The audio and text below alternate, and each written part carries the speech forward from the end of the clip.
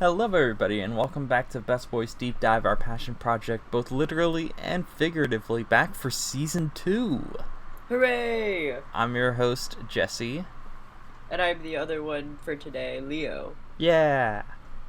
And we've been here a year. We just recorded another episode and we were talking about how it's been a year since we recorded our first proper episode. Yeah, happy birthday. Yeah, happy birthday, Best Boys. We didn't really, properly celebrate it, but figure it's worth mentioning. It's pretty cool.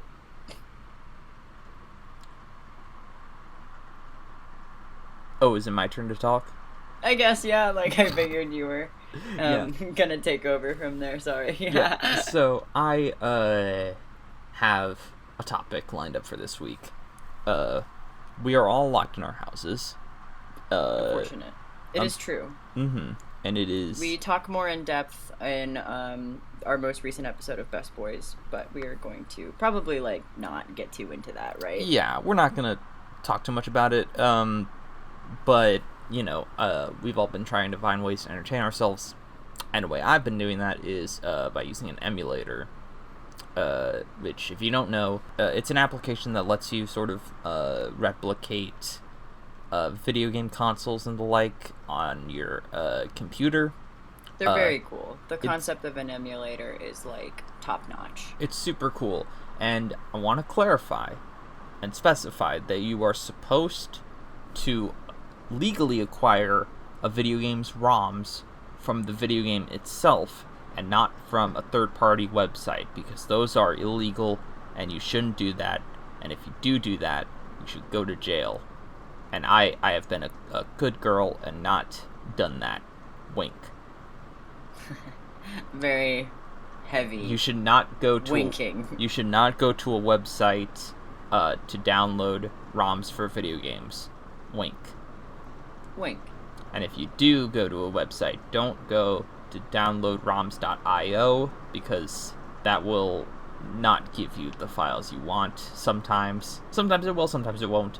And you don't want to go to romsmania.cc, because that website will download a .exe file, which is not what you want. You want a disk image file. And if you try to install the .exe, it will give you a virus. So, thanks for the warning, someone who has not done this before. I haven't done it before. Don't even. I'm just talking in hypotheticals. You don't want to do that. You don't want to go to a different website. That if you, I'm not going to say the name of a website that you do want to go to, but it just peruse different websites that seem safe, legal.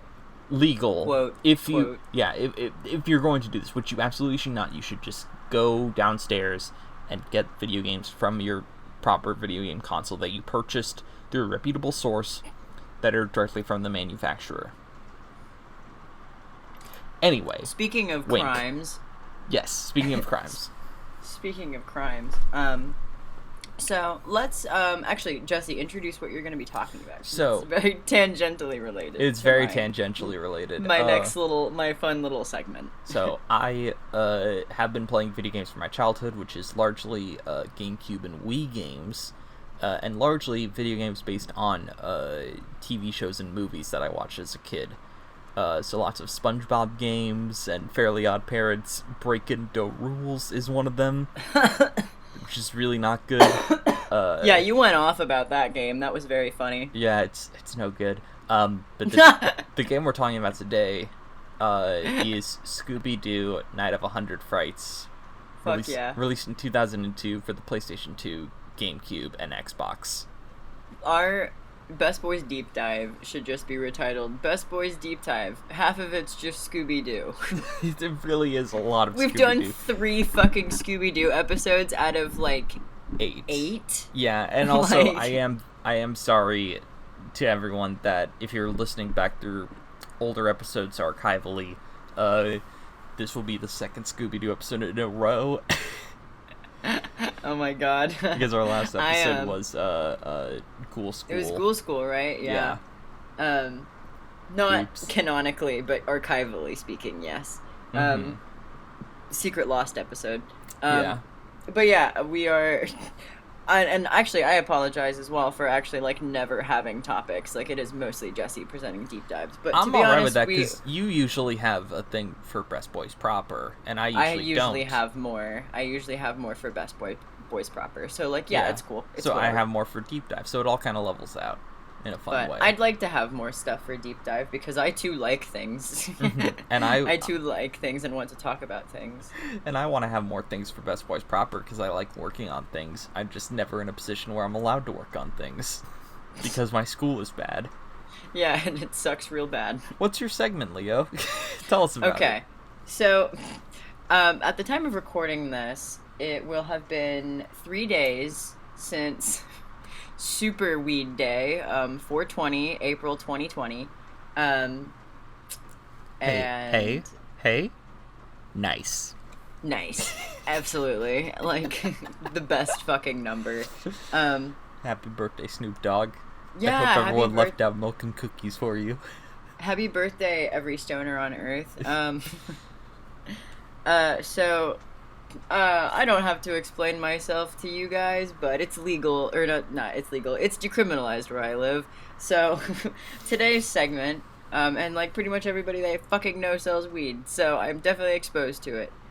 So today's fun segment tying into, Scooby-Doo, because like, you know, the easy joke is like, you know, it was the 60s, Scooby and Shaggy are always hungry, like, you know, clearly they're stoners. And they're scared of ghosts because they're hallucinating it. Which is exactly what weed does to your brain. I would know, because I do so many weeds, and they always make me hallucinate. Yeah, and you always see ghosts and monsters, and... I definitely do, because that's what weed does. Don't do drugs, kids. Yeah, don't do drugs, because it'll make you see ghosts, apparently. Stay in school, unless school is bad for you. In which case, don't go to that school anymore. I smoke weed and go to school. I'm unstoppable. You're a powerhouse. I can't be killed. I don't do either. So what does that say about me? Oh my god, you also can't be killed, but like the opposite for some reason. I'm very killable. You're extremely killable. I'm fragile. I'm bruised like a grape. You can't. If you drop me, I'll just explode to a million pieces like an egg. Bruised like a summer peach. So my fun segment is I'm gonna give you, because weed strain names are fucking hilarious, and it's always very funny. In like dispensaries, they still use like the street names for these like different strains. So it's hilarious when you have. I have a friend that used to work at a dispensary, and it was very much like a. It seemed like it wanted you to think it was very like medical clinic-y, like it looked like a doctor's office waiting room. Like it was very like, we are legitimate, like we are a legitimate business. So when you're using the street names of like the different like strains and like hybridizations of like the plant, like it's very funny, and it's a very like interesting like cognitive dissonance between like these hilarious street names and like this very like formal like clean environment. Weed's great. Medicinal like cannabis products are life-saving and awesome. So like it's just funny that they still use silly names.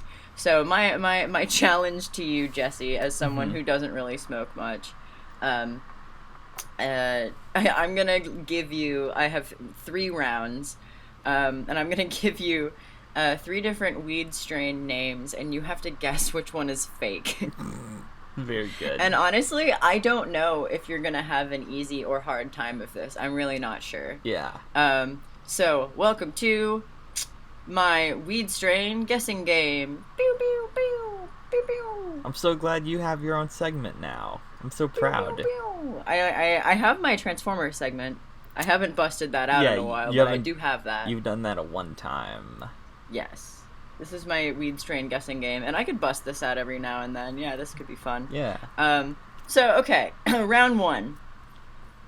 This one might be easiest, for reasons which I will divulge later, I suppose. Round 1, I have OG Bubba Kush, Gorilla Glue, and Magilla Gorilla.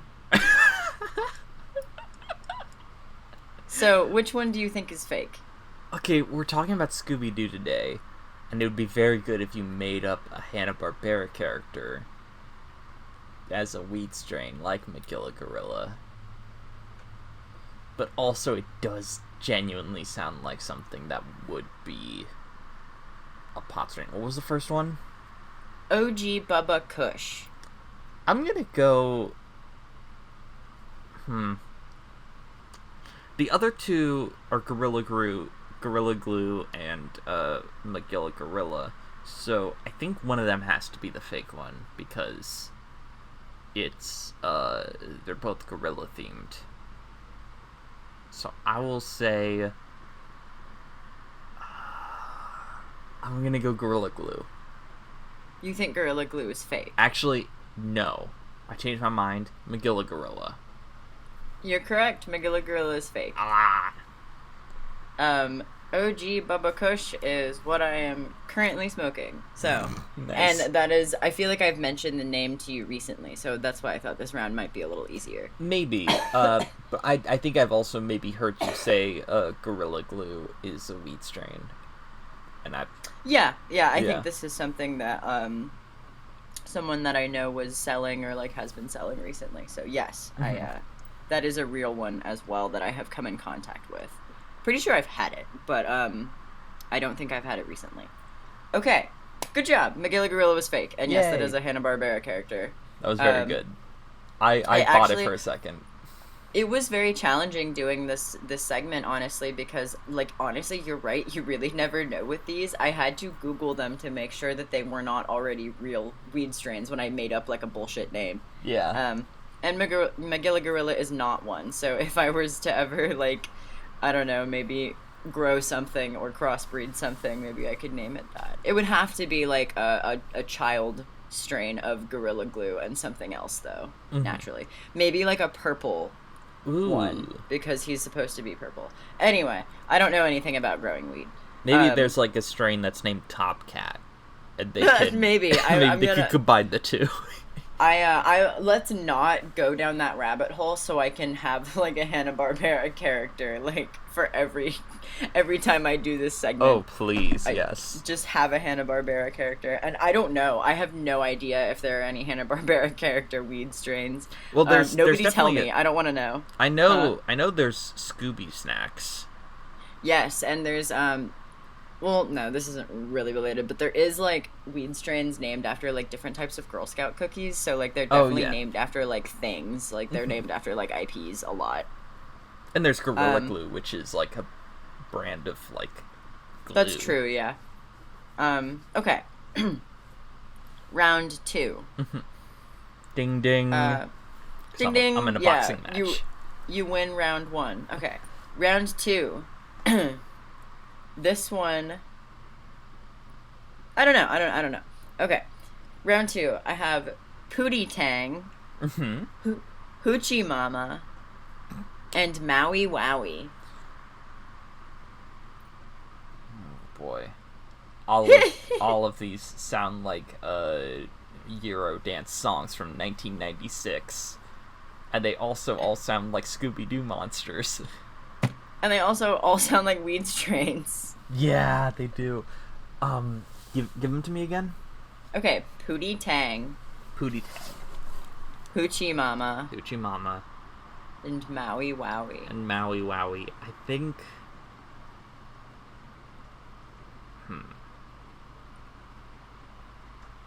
I've heard of Pootie Tang before. I think. So I'm pretty sure that one's real.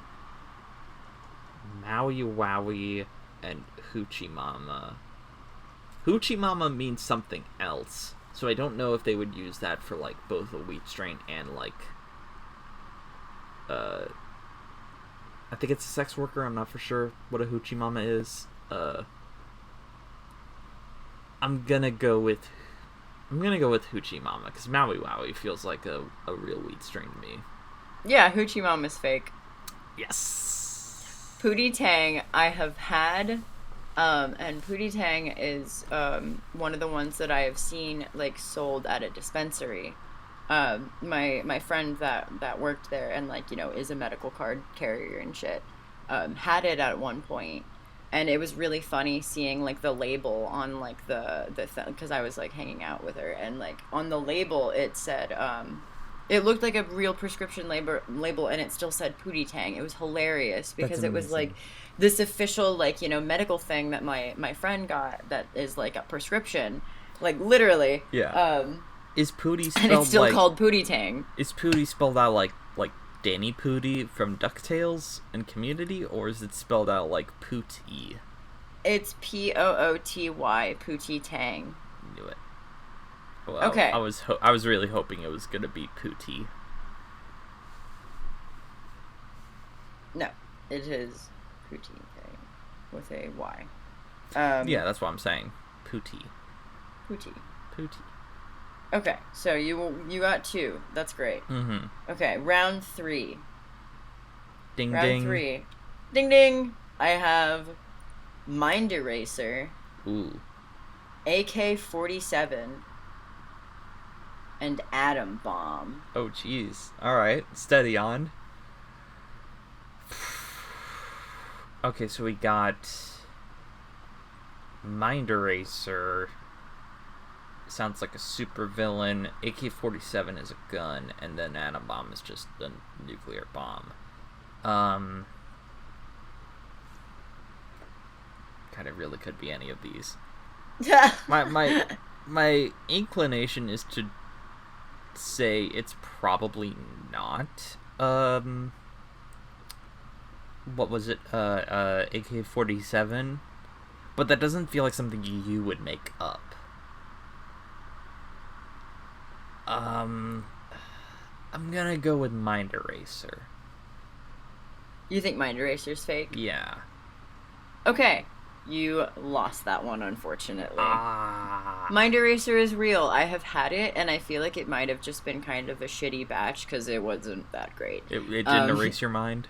It really didn't erase my mind. I think it was like fine. I remember it being like fine, and it got me high, but it wasn't that great. Mm-hmm. I think it was kind of dry, so it just didn't work very well. AK-47 is real. I actually just saw that when I was on Leafly looking up strains to like make sure that I didn't come up with one that was actually real. So I Atom saw Bomb that is one. The fake one. Atom Bomb is the fake one. Ah. I mean, Mind Eraser and AK-47 both sound real edgy, so I'm like, okay, I'll do something along those lines, I suppose. Yeah. So yeah, unfortunately, you only got 2 out of 3, but that's still good. Like, yeah, that's still passing in some states. Yeah. Cool. Well, that concludes my weed strain guessing game. Yay! I'm so glad. Oh. Okay, yeah. Cool. So, enlighten us about the game that is Scooby-Doo, Scoobert-Doobert, Noobert of A-Hoondrud Frooberts. Leo told me that one on the phone yesterday while we were planning out this episode, and I lost my mind at Scoobert-Doobert, Noobert of A-Hoondrud Frooberts. Because it's especially the Hoondrud Frooberts. Hoondrud Frooberts, because you can't say that without sounding like the Swedish chef.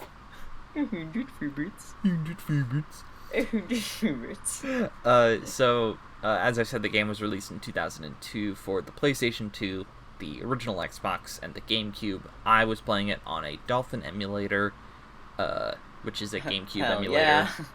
Yeah. Which I've been using to play a lot of My Sims Kingdom and also Scooby-Doo Night of 100 Frights. Oh yeah. How is My Sims Kingdom been treating you lately? It's so cute. Aw, I'm glad you've still been enjoying it. It's basically been my Animal Crossing through all this. Hey, yeah, it's like vintage Animal Crossing, but like maybe shadier, question mark? I don't know. It's like, it's for like little kids. Right. And it is like very apparent that it's for little kids, but it's very cute and sweet and fun. And it's like, I think maybe a bit more creatively fulfilling perhaps, because like you can, you know, you can build everyone's houses and whatnot. That's cool. You can't like build your villagers' houses in Animal Crossing, but you can like choose where they're placed, which is like kind of nice, but it's not like super customizable. It's very customizable in My Sims Kingdom. That's neat. But that's not the game we're talking about today. The game we're talking about today is Scooby-Doo Night of a Scoobert-Doobert, Noobert of A-Hoondrud, Frooberts. For those of you at home who don't speak our ridiculous language, Night of 100 Scooby-Doo Frights. Night of 100 Frights. Right. Which was, it was developed by Heavy Iron Studios, of which you may know behind such games as SpongeBob SquarePants Battle for Bikini Bottom, and the SpongeBob SquarePants movie video game. And I thought Battle for Bikini Bottom was, like, well received, right? Like, I thought that was a game that people liked. It was very well received. People really like it. I didn't grow up on that game. I grew up on, the SpongeBob movie game, which is also Was that any good? It's pretty good. It was made in a much tighter, budget and window, like, deadline than, Battle for Bikini Bottom was, and it's kind of apparent, but, like, they do, the developers clearly do what they can with, like, the amount of time and money that they're given, to, like, make it a solid game. That's all you can really ask for, I suppose. Yeah, and they've also done work on a couple of Pixar games, like, Ratatouille, Up, and WALL-E. I didn't know there was an Up video game. I wonder if that's any good. I hope there isn't, like, a quick time event to bury your wife or whatever. Holy shit, oh my god, no. I doubt it. I doubt it, but it would be really funny. In a terrible way. Press X to bury your wife. And so... It's like it's the little Boy Scout character, and he's like... Mr. Fredrickson, press X to mourn. Press X to grieve. You're not working through the 5 stages. You need to tap the square button harder. Tap X to cope with trauma. And I also want to do a little... There's a cheat code so he gets over his wife dying and you don't have to play the rest of the game. It unlocks a therapist. Incredible. So I do want to say, like, kind of why I want to talk about this game and other video games like this, because we are going to, I think, talk about other video games in the future. I have a whole, like, little catalog downloaded of other movie and show tie-in games like this.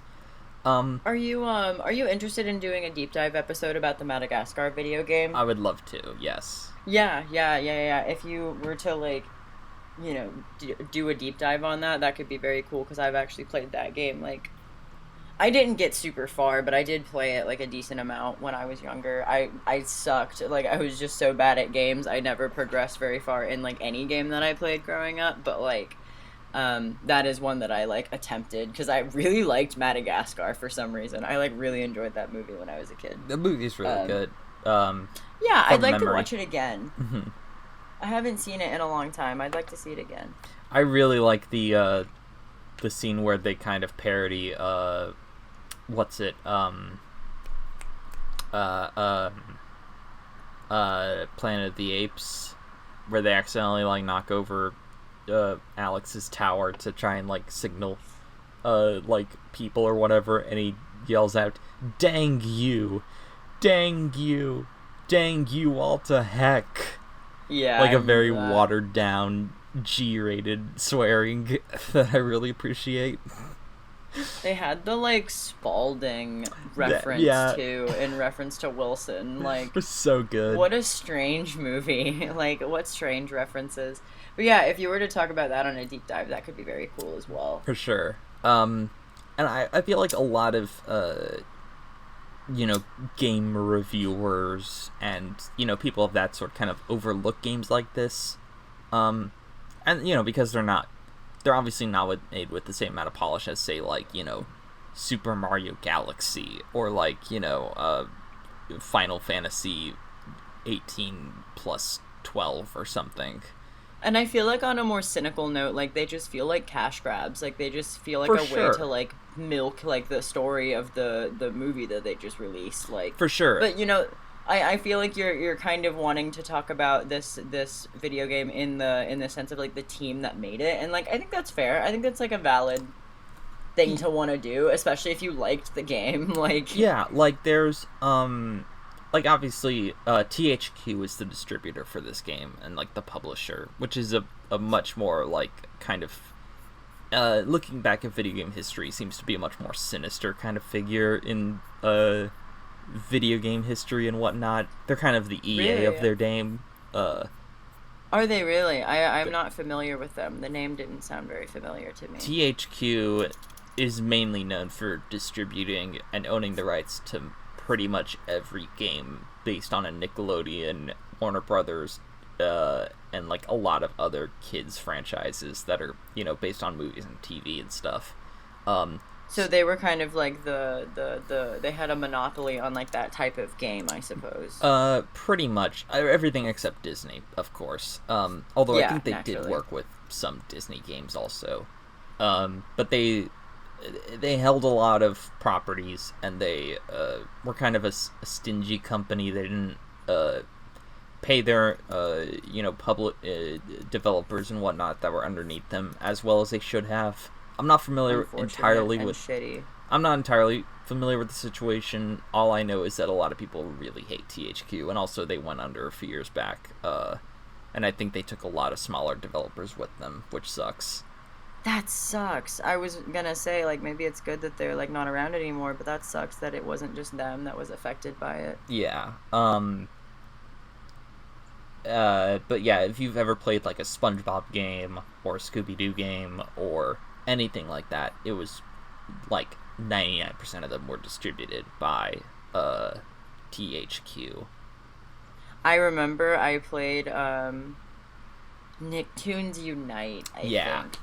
Did you ever play that, or do you know what I'm talking about? I know what you're talking about. I didn't play that. The only Nicktoons game I ever played was Globs of Doom, which was very not good. I might talk about that someday. Yikes, that doesn't sound that great. Yeah, it's pretty bad. But yeah, I think games like this get overlooked, and for fair reason, because like you said, they are kind of a cash grab, but also, you know, I kind of, I don't know about you, but I like to see Best Boys Deep Dive as, obviously it's a comedy show, and it's, like, entertainment values are important, like, first and foremost. Yeah, I feel like for the most part we try to be funny when we talk about this stuff, and, like, be kind of self-aware in the way that we consume media and talk about it. For sure, suppose. and obviously, like, we're pretty critical of the stuff we like, because, you know, you gotta be. I think you just have to be. Yeah. You know, whenever we're talking about Disney stuff, we're like, you know, hey, this is cool, but also, bad corporation. There's a lot of shit wrong with Disney and everything. Every time I learn something new about the man himself, I, like, hate him. So, like, yeah. Yeah. We are, like, fairly critical of the stuff we consume. And obviously, I think, I like to think of this show, I don't know about you, but I like to think of this show in some part to be sort of historical preservation. Yeah, I think that's kind of fair. I kind of feel that way about whenever I take pictures and video and footage and stuff when I'm at, like, Busch Gardens and stuff. Mm-hmm. I feel like that can be, in the future, it can be used as archival footage, because, like, you know, whatever ride that I'm filming might not always be there. Yeah. So, I agree. I think that's cool to, like, kind of take it upon yourself to want to preserve something and, like, talk about things. That's kind of why I like to mention, like, what is inspiring me at the time, and, like, kind of plug it, or, like, mention it and be like, check it out. Like, you know, you know, I'm not an influencer, but, like, maybe if I can help somebody find something cool, then that's neat. Yeah. And taking it upon yourself for that kind of responsibility, I think, is, like, kind of cool. And I think, like, as someone who does a lot of, like, info diving into, you know, pop culture and stuff, like, our popular media, you know, movie, TV, you know, books, video games, whatever, are all very expendable mediums. And that's because, like, you know, there's supposed to be, like, a new, better version, like, in 5-10 years, you know? Like, yeah, and it's kind of unfortunate. You know, if you like this show that only got released on VHS, it might get a DVD release, but it also might not. And if it doesn't, then you better hold on to that VHS tape and a VCR player. Otherwise, you're never going to see that show again. Unless someone rips it onto YouTube and then gets copyright struck by some company that's never going to release it again. A lot of Mystery Science Theater episodes are just, like, gone because the rights aren't there. So you can only get them through trading, like, videotapes or uploading them on YouTube or something. God, that sucks. And there's lots of shows that, like, you know, and people think, like, oh, well, you know, there's streaming services and, you know, websites that have, you know, you can buy, say, Ed, Edd n Eddy or something on iTunes or whatever. You can watch episodes whenever, on the go. Yeah, but that's not always going to be there. Netflix will eventually, like, implode in on itself, and some of those shows aren't going to be there anymore. Even the original stuff. Some of the original stuff is disappearing off of Netflix. Honestly, that is why there's kind of a discussion on why piracy is, like, a good thing, because it makes media accessible to everyone. It makes it more easy to keep a record and, like, keep copies of, like, important cultural things, like TV shows or movies or whatever. There's a lot of talk about how not being able to physically own the stuff that you own is, like, a problem, because it means that, like, you know, Amazon or whoever can just take that away from you whenever. Like, say your account is suspended, like, you don't have access to the movies that you bought, even though they, like, technically are yours. And like, there's a lot of conversation about, like, ownership and, like, digital ownership of products, and, like, I don't know, there's a lot to be said about that, like, in an age where there is streaming services and shit, but, like, you're right, it will not always be there, and, like, we don't know why, like, maybe it's because everything will be a lot more accessible anyway, so we won't need it, maybe it's a good thing, but, like, we don't know. So, and there are, like... There's... piracy is used to make things more accessible to the masses, and also make things more easily preserved by the masses. Or even things like, say... talk shows like David Letterman, or, you know, weekly or daily news shows like the Colbert Report or the Daily Show. Those, you know, they have, like, segments uploaded on YouTube sometimes, but they're not there forever, and you know, they don't get DVD releases except for maybe some highlight reels of some, like, best jokes or whatever.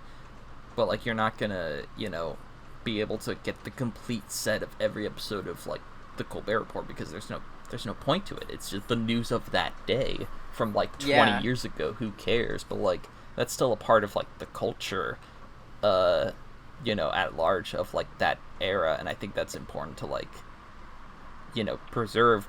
And video games are a huge part of that culture. And, you know, some video games, like, you know, your Marios and you know, Final Fantasies and Kingdom Hearts and Sonics and whatever are going to be preserved because, you know, people, it leaves a really big cultural impact. But say, like, a Scooby-Doo video game, there's other Scooby-Doo properties, there's, you know, cartoons and movies, like, the video games are going to be forgotten eventually. And I feel like I want to do what I can to help, like, keep that from happening, because regardless of, like, say, the qualities of the game itself, it is still a part of our culture, and it is still a part of, you know, on a more personal level, it's a part of your childhood. It's a part of my childhood. A ton of it, like, it's something. Even if it's not like, quote, that important to the culture at large, which, like, whatever, it's important to you, like. And if you want a record of that, and, like, you know, I'm sure it's important to other people as well. So, like, it's important to have a record of that. Yeah, and, like, I've seen a lot of you know, I've gone back to look at, like, YouTube videos of people playing this game and stuff to get, like, a feel for it, and I've seen a lot of comments that were like, whoa, I used to play this game with my dad when I was in 3rd grade, and now I'm a sophomore in college, and my dad's been, you know, passed away a few years ago. Man, it's how time goes by. And I'm like, oh, man, that's really nice that, like, you know, you have this connection to this game, and, you know, whatever, and it means a lot to you, and that's awesome, and, like, it's important. Yeah, that's like proof that it means something to other people. For like, sure. That's crazy. Like, just because it's, like, you know, like, unfortunate that his dad passed away, but, like, that is also, like, pretty sweet. Like, you're right, he does have this, like, random connection to this game. Yeah, and, you know, I don't want to be dismissive when I talk about this game. Then, like, it is important to the culture. And I think it is easy to be dismissive to a game like this because it is a cynical kind of cash grab that was made by a kind of shitty company corporation that wanted to, make a few bucks off of, Hanna-Barbera's property there. Yeah, while underpaying their employees, apparently. While underpaying their employees, and whatnot. But at the end of the day, the game isn't that great. I'm sorry. It's not that great? It's not that great. And I'm gonna be like, I don't want to be dismissive because I don't want to be a Doug Walker or whatever that's like, or a CinemaSins or whatever the fuck that's like, all art is bad. Video games are art, for starters. Yeah, for sure. And also, like, there's an entire fucking process. Like, it is hard to make those fucking games. Mm-hmm. Like, I think more people need to realize that. Exactly. Like, it's not as easy as just, like, pushing some buttons and making some characters go wee, Yeah, like, if you really think that video games are, like, easy and, like, are, like, that demanding when it comes to the team, like, you fundamentally just don't know how it works. And, like, I'm sorry. But I don't, like, really trust your opinion, honestly. So, this game, I want to,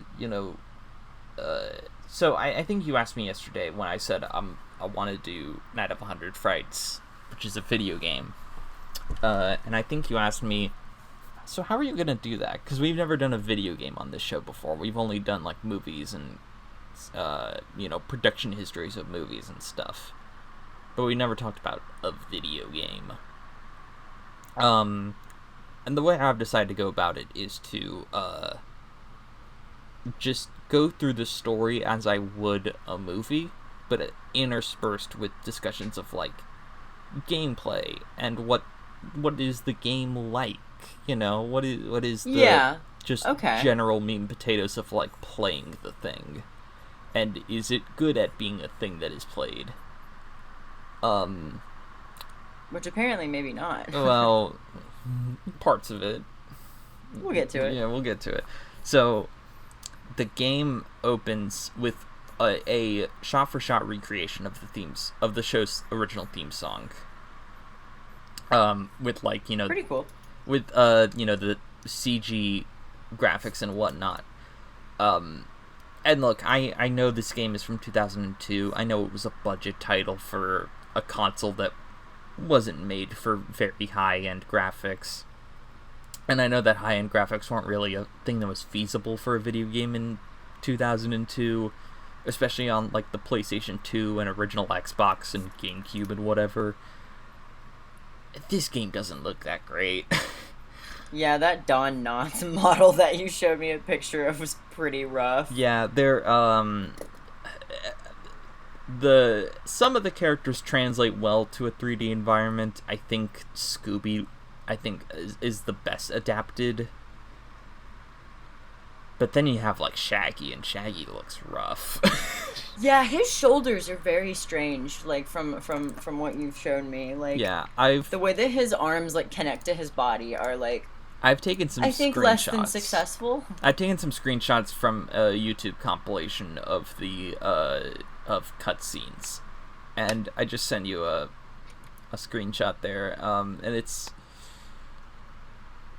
I mean, for starters, in this picture that I'm showing Leo, Fred's hands, they're in the Mystery Machine. Fred's hands are not quite touching the wheel of the Mystery Machine as he's driving it. It's really not terrible in the adaptation of the characters, like, stylistically, but, like, they do look kind of funky. They look, it looks cheap. And, when you look at something like, I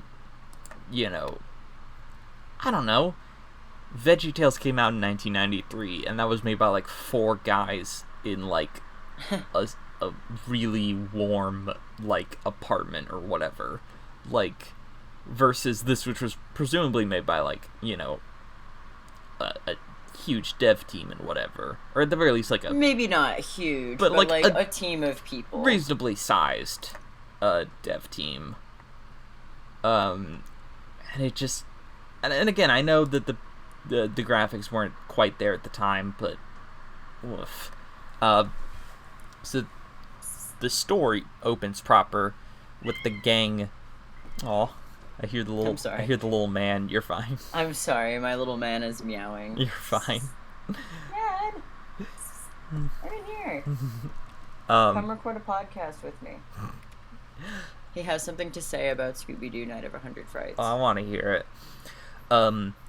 So, the game opens proper with a cutscene introducing us to the story, which is Mystery Inc., the gang, going to meet Daphne's friend Holly, whose uncle is a famous inventor, and he's gone missing in his haunted mansion, and Mystery Inc. have to investigate, and then all of them mysteriously vanish, which leaves you, with the player, in control of Scooby-Doo himself.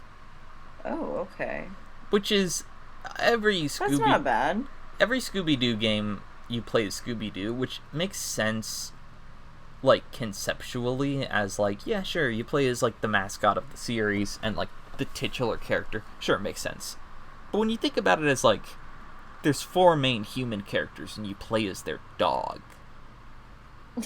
Yeah, that's true. You have to, like, it's sort of like, I once heard someone talking about, like, Garfield in movies and TV shows having to have, like, you know, an arc and whatever, and have to, like, you know, Garfield, we have to save the universe. And he has to just be like, John, I'm a cat. Like, yeah.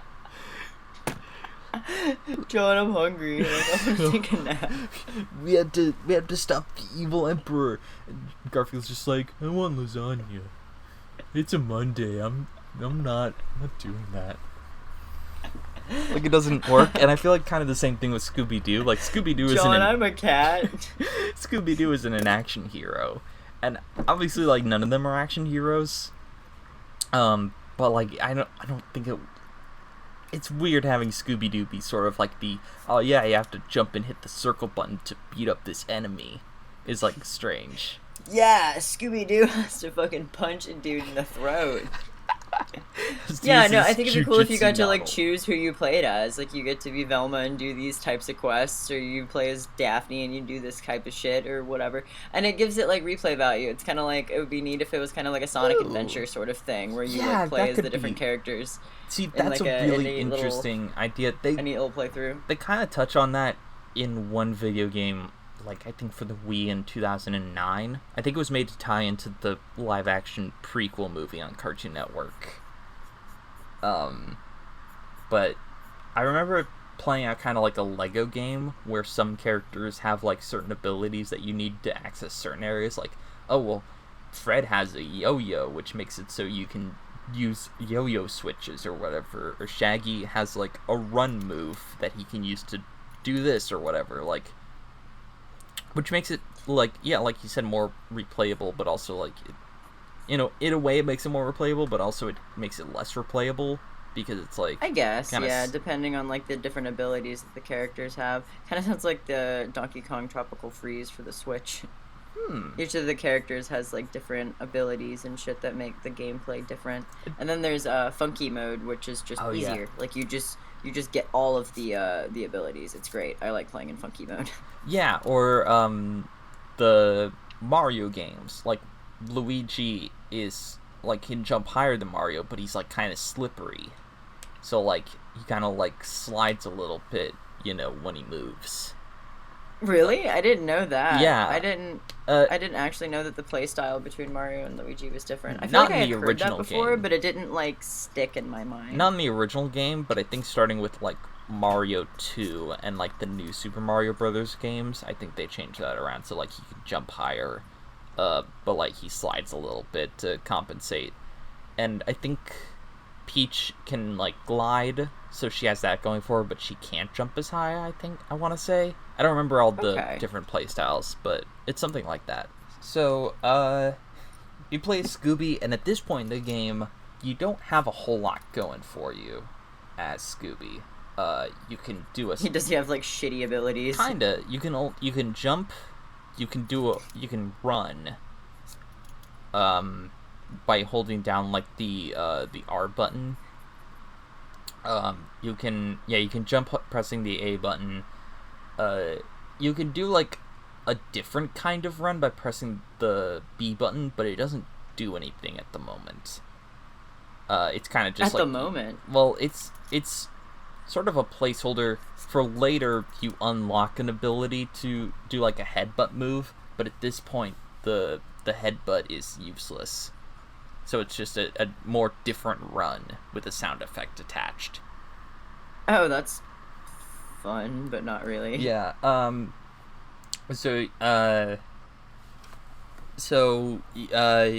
The player can walk into the playground tutorial stage behind you when you start off, so you can stretch your legs and get used to your abilities and whatever. With the sort of pseudo tutorial guide in the form of the mansion's spooky groundskeeper. Don Knotts? Yes. Yes! The spooky groundskeeper is voiced by and has the physical appearance modeled after character actor from the 70s and 60s, Don Knotts. Donald Knotts. Which, if you're not a fan of, like, the Scooby-Doo franchise and also the Andy Griffith Show, you'll be like, what? Why is he here? That makes no sense. Who is this guy? Who's this guy? He appeared in, like, 2 episodes, I think, of the new Scooby-Doo movies. But, like, he was mostly known as the other sheriff from, or not the sheriff, but, like, maybe the deputy, I think, from the Andy Griffith Show. Yeah, I never really watched the Andy Griffith Show, so I'm not entirely certain on his role. Yeah, he's just like the dumb cop who's like plays the goofy character to Andy Griffith as the straight man, sort of. I liked Don Knotts when I watched him in Herbie. Oh, he was in Herbie. Okay. I was familiar with Mr. Donald. And honestly, like, I just watched, like, old shit at my grandparents' house, and he was just in it. It might have been the Andy Griffith Show, now that I think about it, but, like, I was just, like, familiar with him as an actor anyway. Yeah, he's just kind of an omnipresent, like, fixture of, like, old TV shows and movies and stuff. Yeah, kinda. Also, apologies, I don't know how well the sound is, but... if this is picking up, but it's pouring outside at the moment. I feel like I can kind of hear something in the background. So, but, like, I can't really hear anything that bad. Alright. Maybe in editing. Maybe, we'll see. Yeah, oh well. I'm sure you could, like, sound dampen or whatever. Maybe. If not, it'll just add to some spooky atmosphere as we talk about Scooby-Doo. Cool, yeah. As we talk about this spooky groundskeeper. I feel like I might have played this game, but, like, I didn't get that far because I sucked. Yeah.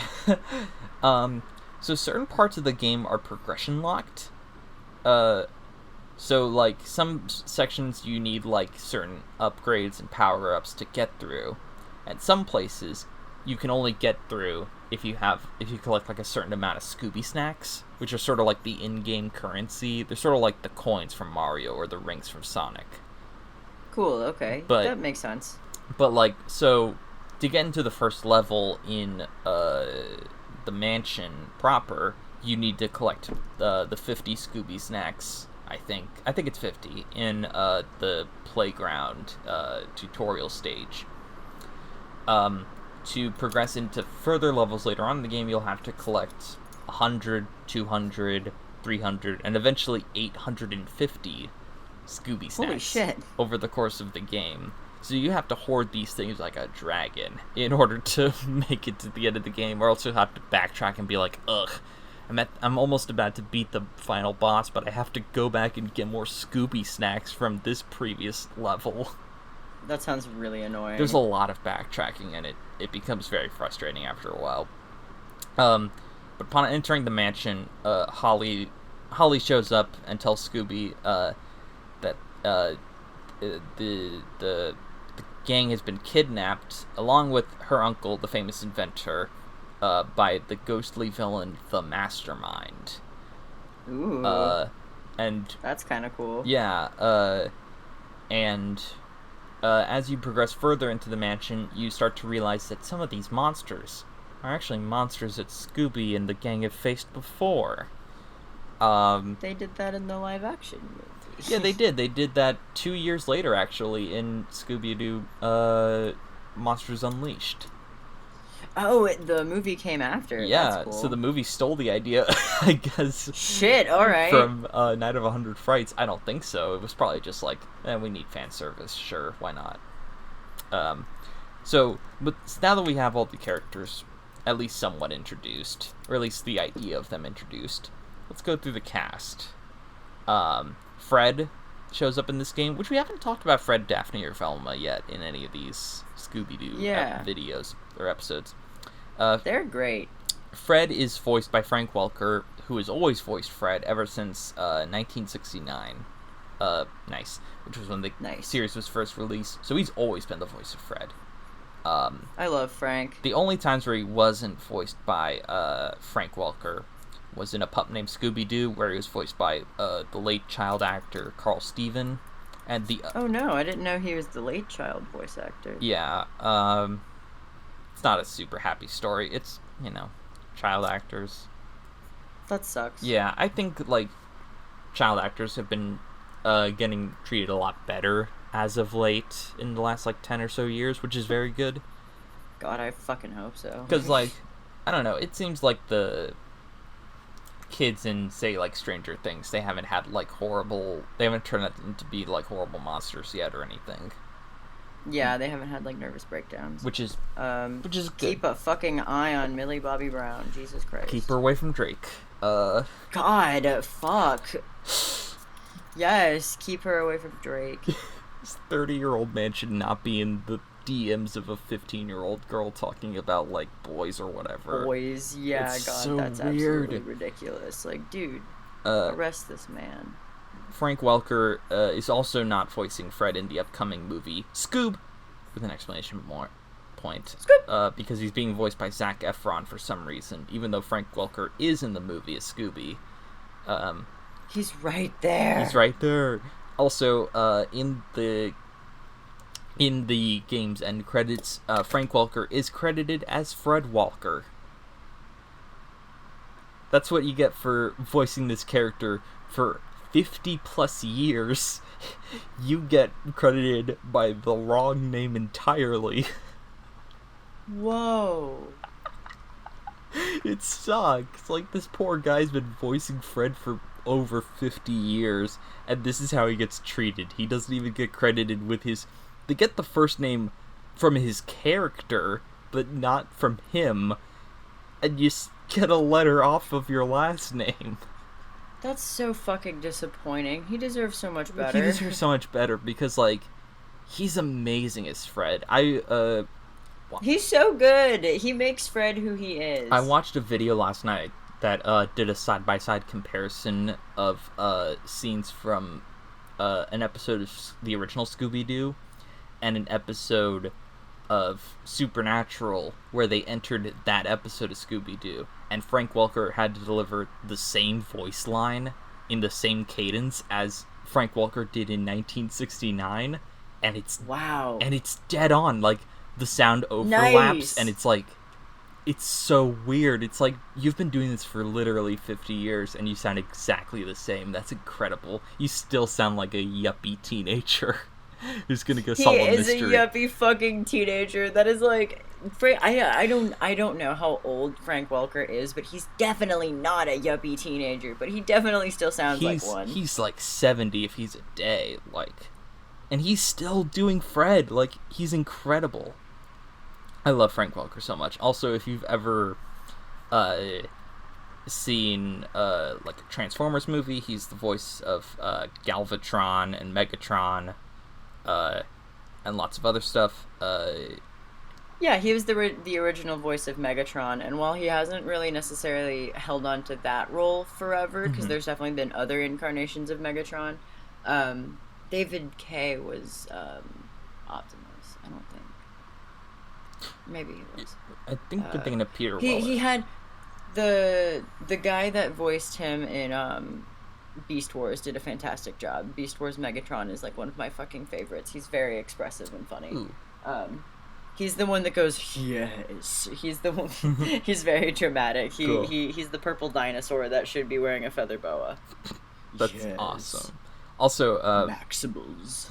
and if you don't know, Frank Welker is also really known for doing creature sound effects. You might have heard him in The Lion King doing all of the lion roars. Every lion. He's incredible. He's such a talent. And he's credited Truly as Fred treasure. Walker. Sucks so bad. Yeah, God, poor man. Daphne is voiced by Grey Griffin, who started voicing her the previous year in Scooby-Doo and the Cyber Chase. Griffin also voices Holly, and the two characters use the same character model, just with different colors. Unsurprising. Which I'll send you a picture because they're literally like the exact same model, just with different hair and skin and clothes colors. It's really funny. The eyes are different, but like the shape of the hair is exactly the same. Ooh, yeah. And like very interesting. The shape of their face are like a 1-to-1 ratio. The eyes definitely help, I think. Yeah, the eyes help sell the difference and the different color of hair. But like it is the same character model, just with slight cosmetic differences. Which is very funny. Grey Griffin has been voicing Daphne since. She's still voicing her today. She does a great job. Velma. She's also Azula, and she did a fantastic job. She in is, that yeah. Role as well. She's also Sam from Danny Phantom, Vicky from Fairly Odd Parents. God, she's a lot of stuff. Frankie from Foster's. Oh yeah, she is. She's great. I think she's also Madame Foster from Foster's. Maybe, yeah. But yeah, she's great.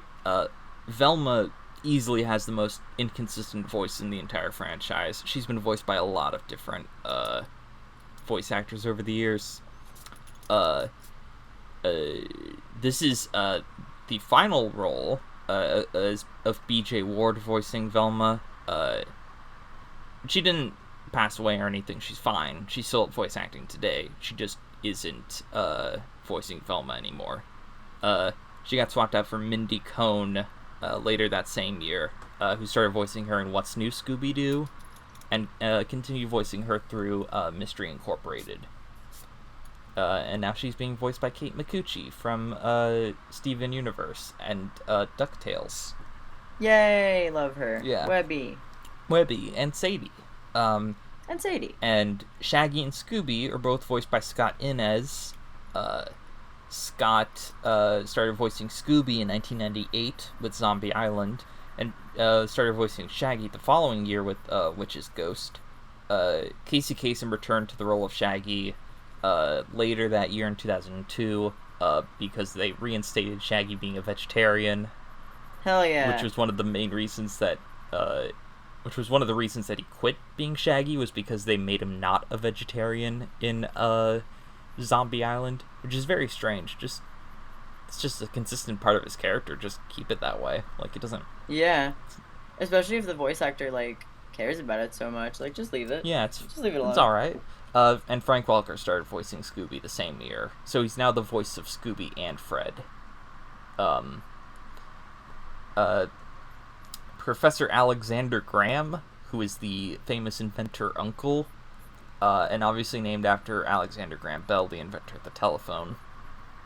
Mr. Telephone himself. Is voiced by Tim Conway, who is known to our generation as the voice of Barnacle Boy from SpongeBob. Nice. The Mastermind is voiced by avid Scooby-Doo fan Tim Curry, in what was his second role in the franchise, his first being Scooby-Doo and the Witch's Ghost. Yeah, we watched that recently, and I was like, fuck yeah, that is Tim Curry, I forgot. He was going to play the human villain shell for Scrappy-Doo in this live-action Scooby-Doo movie, but when he found out Scrappy-Doo was going to be in the movie, he declined. He was like, I'm not doing that. I hate Scrappy. Yeah, no, I think I remember hearing about that. That's hilarious. And so they had to swap him out with Rowan Atkinson, so that's why Mr. Bean is in the Scooby-Doo movie.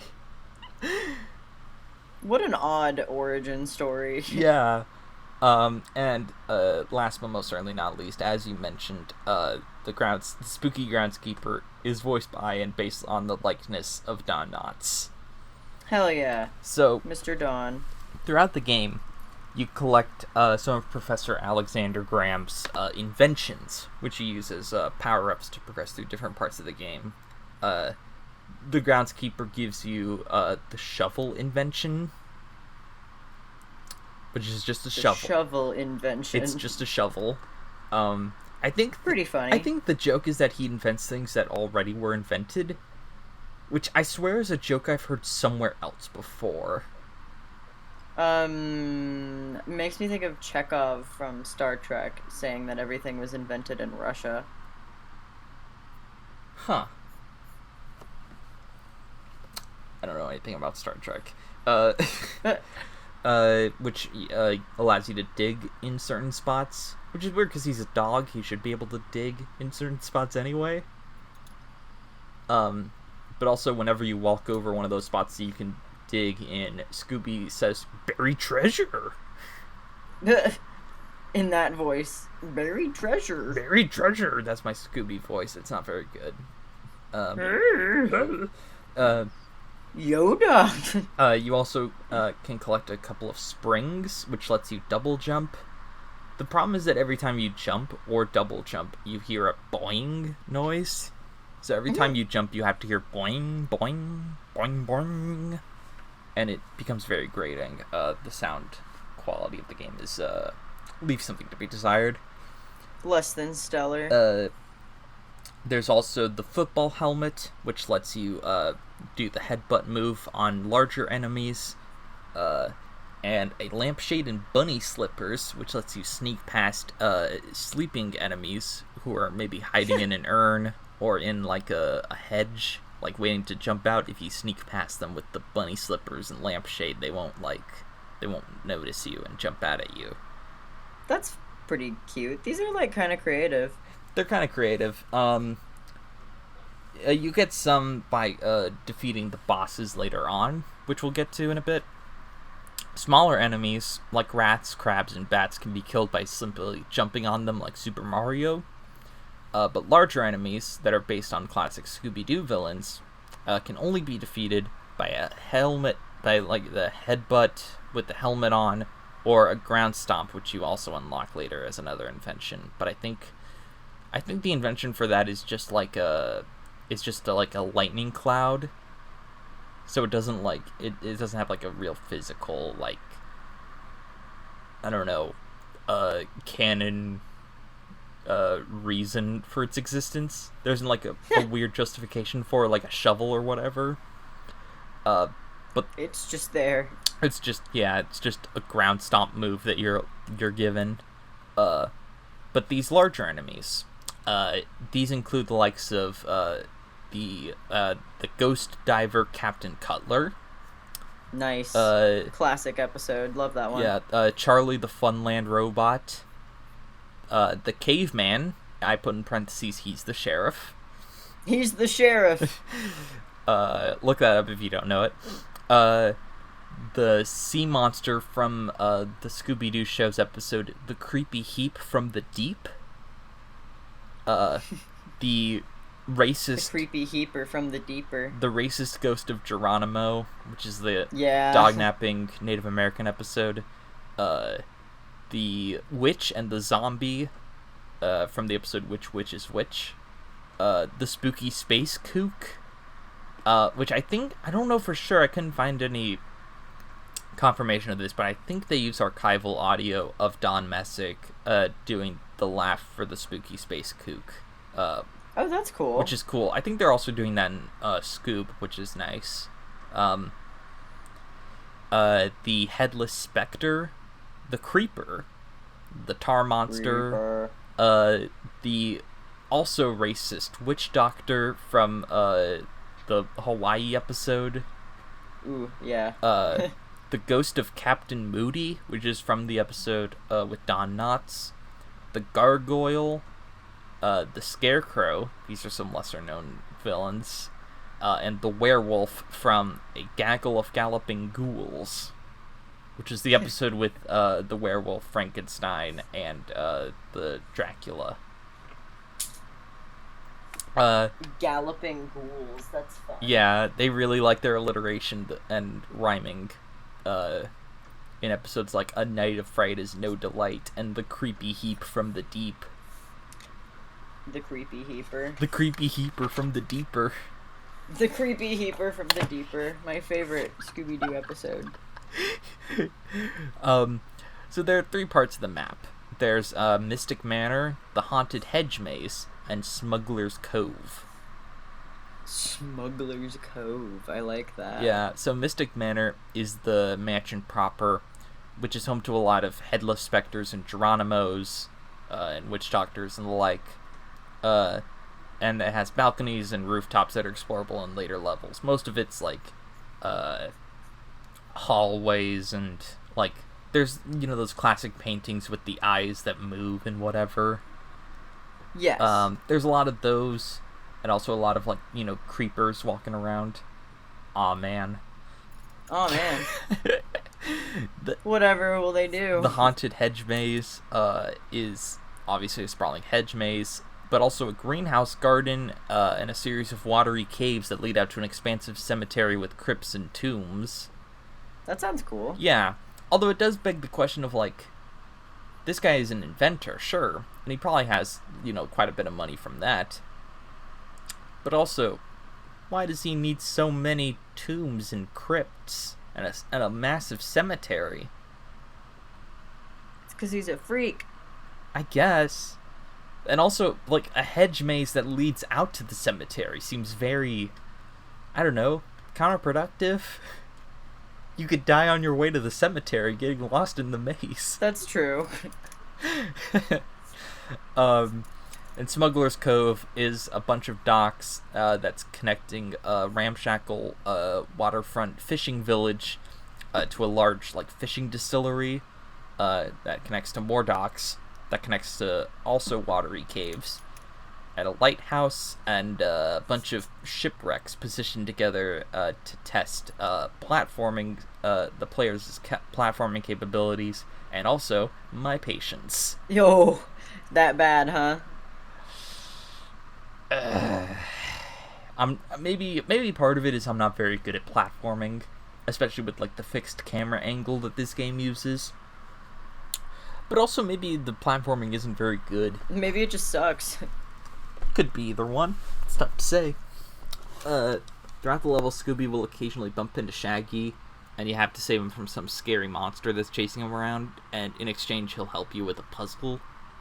Like, you'll jump into his arms and he can, like, toss you up to a higher place that you couldn't reach before. Or, you can pick him up and throw him up into the air, and he can, like, land on a button that will, like, make stairs appear or something. Chuck Scooby. Yeah. There's a level early on where you have to save him from some monsters, and then you, like, toss him up onto like an inflatable raft that's hanging from the ceiling or something, and you could like jump on his legs and swing around, because you need to like swing off of the inflatable tube to land on like some button somewhere else, but you can't do that because it's too high up.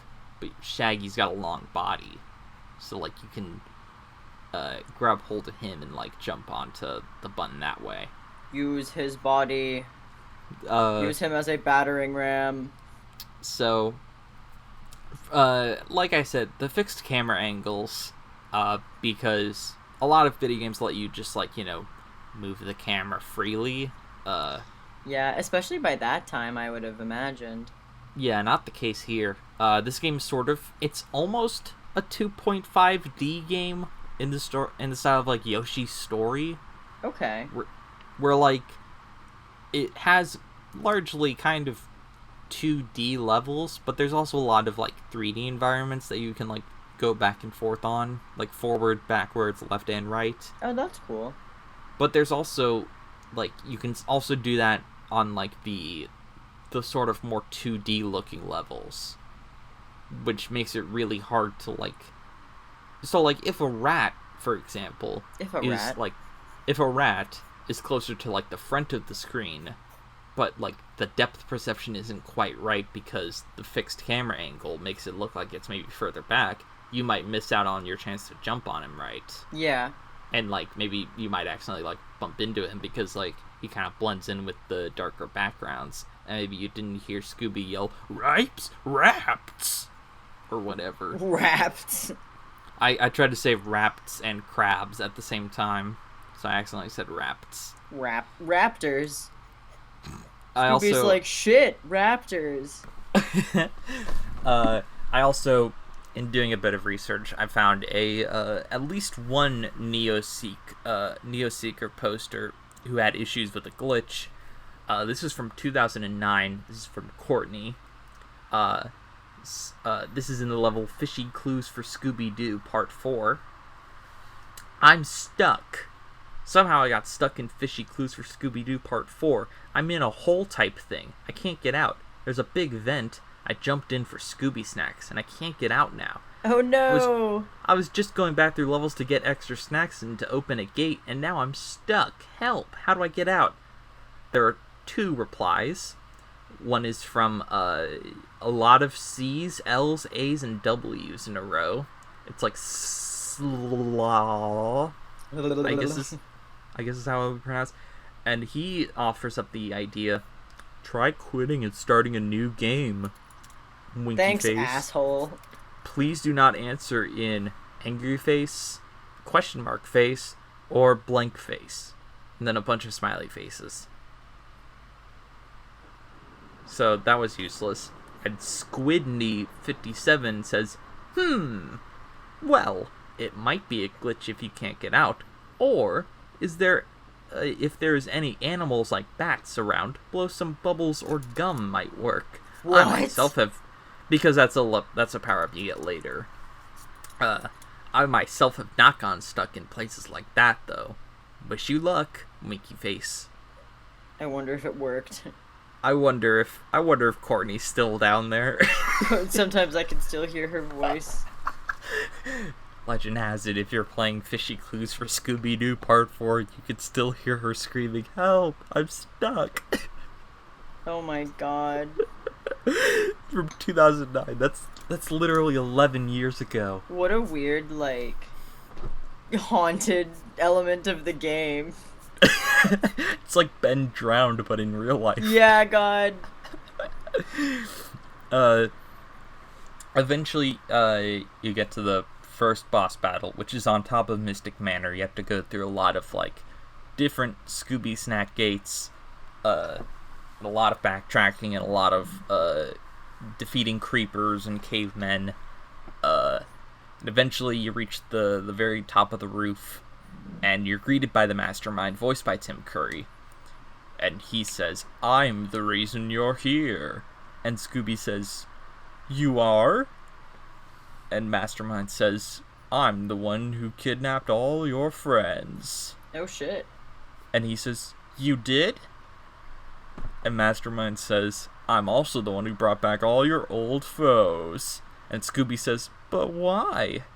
And it's like, wow, that's some really amazing writing going on there. Catchy, some real zippy dialogue. "You are? You did? Why?" Why'd you do that? That's not very nice. It's like not very good. Velma is trapped in a cage, and he reveals the Black Knight from the very first episode of Scooby-Doo is ready to fight you. So your first boss battle is against the Black Knight ghost. That's kind of cool. And every boss battle in the game is accompanied by a song in the style of like the chase songs from the old series, that are themed to the different levels. So like, it'll be like, "Watch out, Scooby, the Black Knight's coming for you," or whatever. You're gonna like fucking get your head cut off. Watch out, Scooby. It's actually like weirdly catchy. I wanted to look up the people behind the songs to give them proper credit. These songs are sung by Craig Zubchevich, Hell yeah. with guitars performed by... This is how he is credited in the game. With guitars performed by Greg Buttboy Putman. Buttboy Putman. It is Greg space quotation marks Buttboy end quote Putman.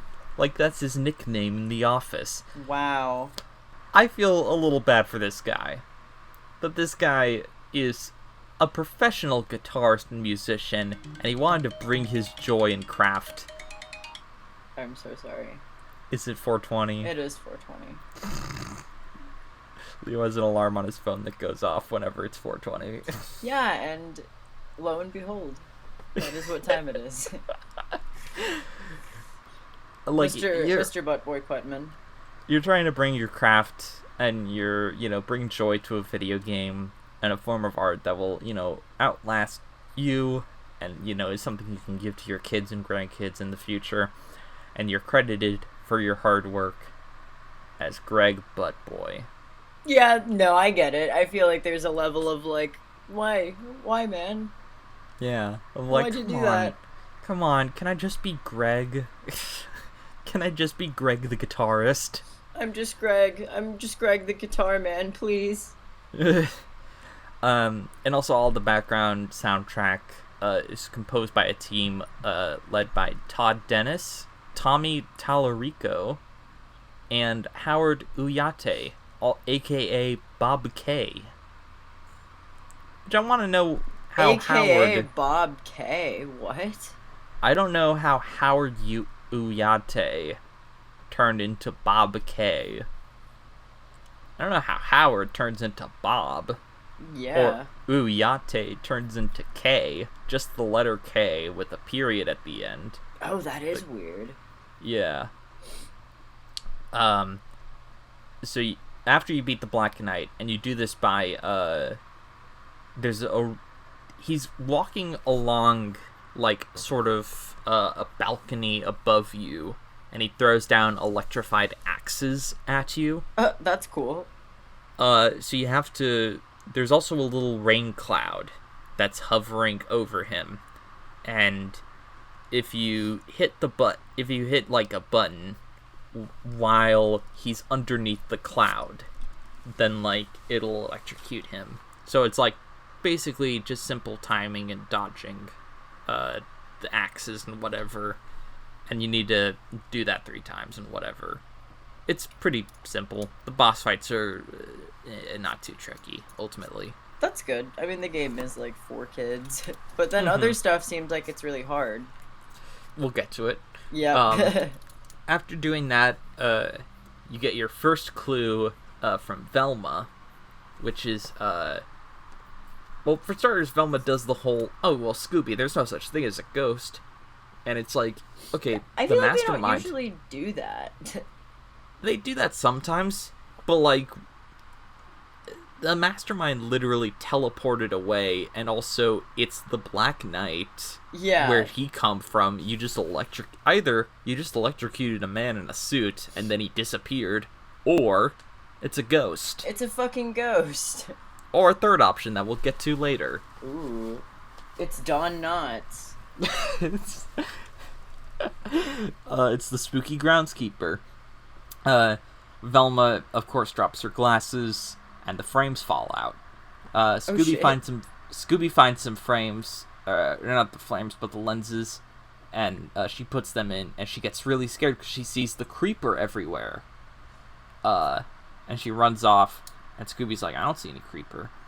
And then he gets a new upgrade from the professor, because he finds an invention in a box, and the invention is some yellow galoshes that he can use to walk up some oil slicks without getting stuck to the floor. Huh. And Sounds also, useful? Also, the galoshes are banana flavored. What the fuck? So you can eat the rain boots, I guess. Why? I don't know. Why is that something in this game? I don't know. It's never mentioned aside from one time where like a video of the professor is like, also they're banana flavored. Oh, banana, my favorite. And What it's like, the fuck? oh, that's nice. It never comes back up. And it's just kind of a weird thing that is there for no reason. They're but like, sure, Scooby, eat these boots. eat, eat these boots and gain their powers. Yeah, Jesus. Also, and also, if you get injured throughout the game, there's a lot of sandwiches floating around, and the sandwiches are like, health upgrades, health pickups and whatever. And sometimes if you defeat an enemy, they'll drop, maybe an ice cream cone or a different sandwich, or A better sandwich, yeah. So, and those also replenish your health. So it's weird that it's only sandwiches unless you defeat an enemy. Like you can have it as like a dessert. You have it like a treat. Yeah, you can have little and ice cream as treat if you defeat if you do Captain good and Cutler. defeat the enemy. If you beat Captain Cutler up a little bit, you can get an ice cream cone, but only after you finish your your salad or whatever. Only after you eat your second different sandwich. We don't want you to spoil your appetite for dinner. For din. So there's throughout the game, there are some levels that have unlockable monster tokens in them. Huh. And if you collect a monster token, you can go back to the monster gallery outside Mystic Manor, and put in the monster token, and you can view the monster on the token in all of its 3D glory, and it gives some trivia. Very impressive. It is cool seeing, the headless specter and the creeper and the caveman and whatever in 3D. Really? Oh, okay. It's kind of like, oh, that's cool. That's from the show I watched, but now it's in 3 dimensions. Now it looks kind like today. Now it looks like today, but 18 years ago. Very true. Jesus, that was 18 years ago. Oh my god. All right. Yeah. Fuck. Jessie has an existential crisis for 2 seconds on air. Live. For your entertainment. The monster tokens also showcase some Scooby-Doo trivia, in the form of the Scooby Snack Factory is located here, and Shaggy is the first cartoon character to be a vegetarian, which I didn't know.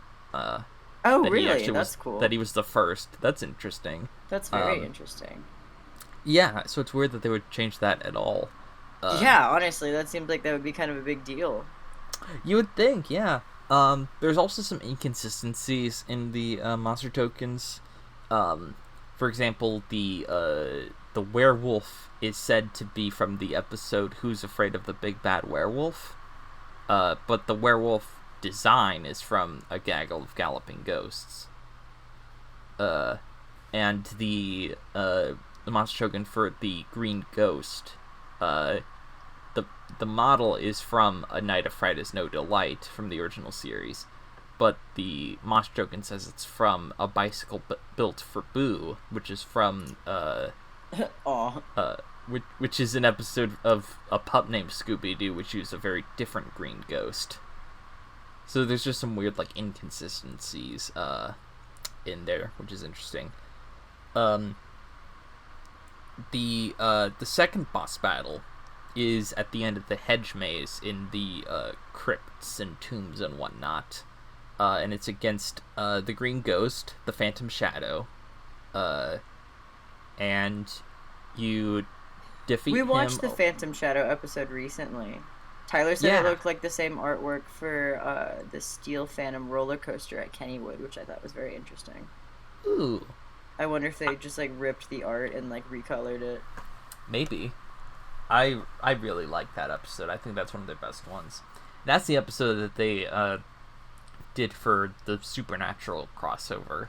Oh, really? Okay. You defeat that boss. Daphne's there, and she opens up some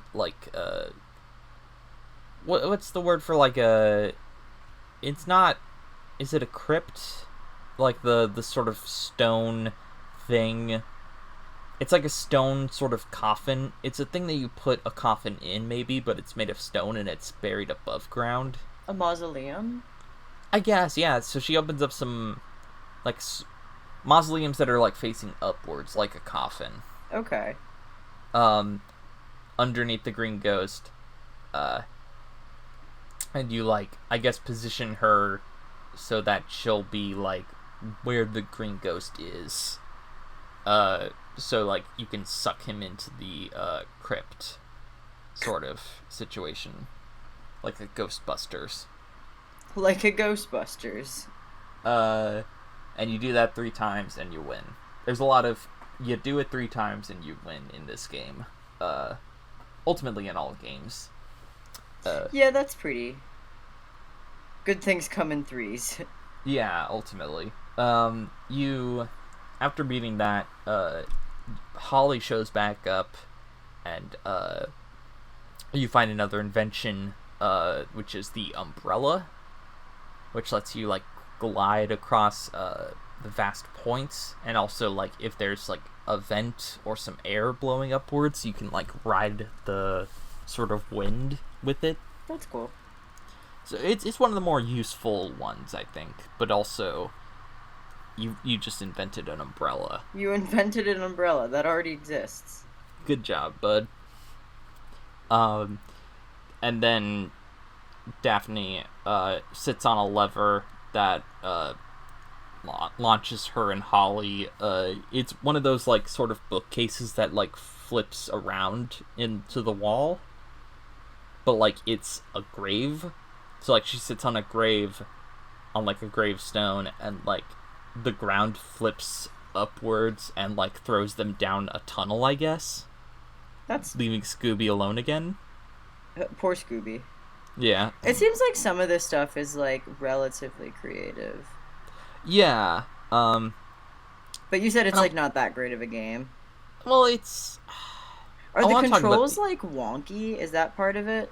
They're not wonky per se, but, like, the platforming, like I said, can be a bit, can leave something to be desired a little bit. Right.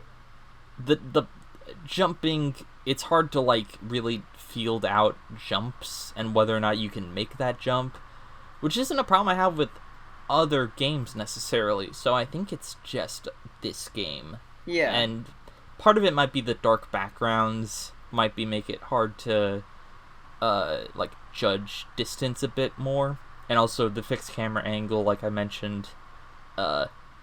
It's not helped by the distractions around the sound design. Yeah. It seems like there's a lot of, like, design elements that just make things more difficult overall. Yeah, I want to talk about the overall aesthetic of the game, because it really, really tries hard to capture the look and feel of the original Scooby-Doo Where Are You series. Which is good, because it's, you know, good fan service. You know, it revisits old episodes and villains. It kind of has, like, an extended Don Knotts cameo, which is fun. Yeah. You know, it pays homage in, like, a fun way, sort of. But also, the graphics are cheap, and it's sometimes kind of ugly to look at.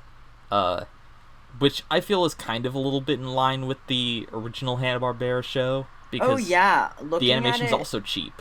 Looking at our new giant TV makes me realize that, like, it's kind of an ugly show. Like, really... a lot of the faces are just inconsistent. Daphne looks really busted a lot of the times. Like, I don't know. It's just... Especially, it's rough. like... It's especially if, like, a character's in, like, the distance, there's just, like, no effort put into it. Yeah, like, God. There's either, like, no features or, like, just enough to be, like, really creepy looking. Yeah, it's super weird.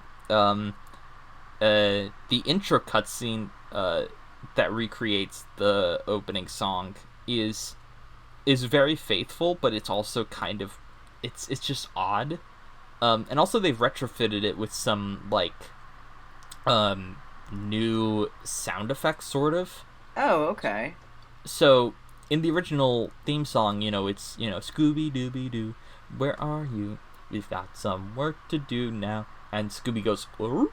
Like, yeah, there's a lot of him making, like, little interstitial noises. And all those noises originally were done by Don Messick, who had passed away at this point. So they were dubbed over by Scott Inez. And, I don't think it's his fault necessarily. It's just the fact that you're, recreating something so faithfully, but you're changing something very clear about it. Because That's it goes so strange. Why not just leave the original recording? Unless they didn't have the rights to it?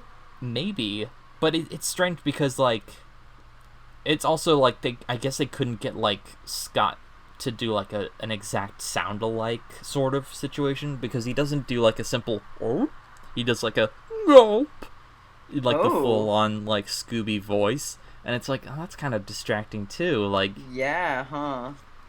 It's just very jarring, and it kind of takes you out of it for a bit. That sucks. Which is disappointing, but, I don't know,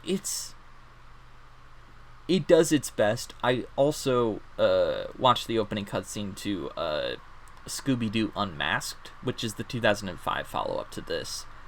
And it also recreates the intro, and it looks so much better. It's ridiculous. The difference that 3 years makes. The sound quality's more consistent, the animations are way, way more creative and, make better use of the 3D environment. That's good. It's nice to see the 3D environment be, taken advantage of and, used, in an interesting way. It's crazy, the difference that 3 years makes, in, this kind of, field. There's a lot of lip flaps and dead eyes in this game. And apparently, this is... I don't remember seeing this in the credits, so I'm not for sure on this, but I saw it on IMDb that there was a motion capture actor credited. Really? What?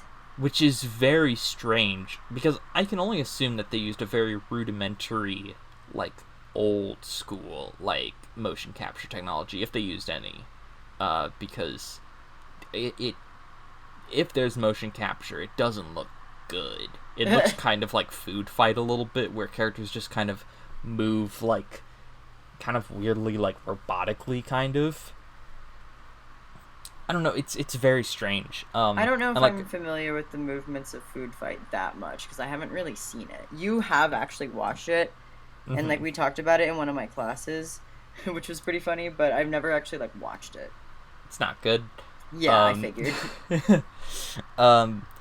There's lots of lip flaps, and whenever Shaggy, looks near the camera, he doesn't necessarily look directly into the camera. He does at one point, and it's weird.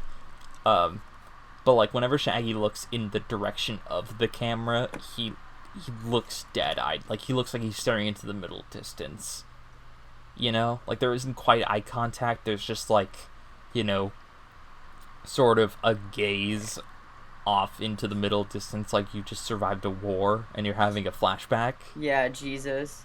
It's kind of look in Shaggy's eyes. It's me, Shaggy. I'm going to show you how to do this thing. There's just helicopter noises in the background. Also, the game makes use... very clearly not doing so hot. The game also makes use of a laugh track, like the original show does.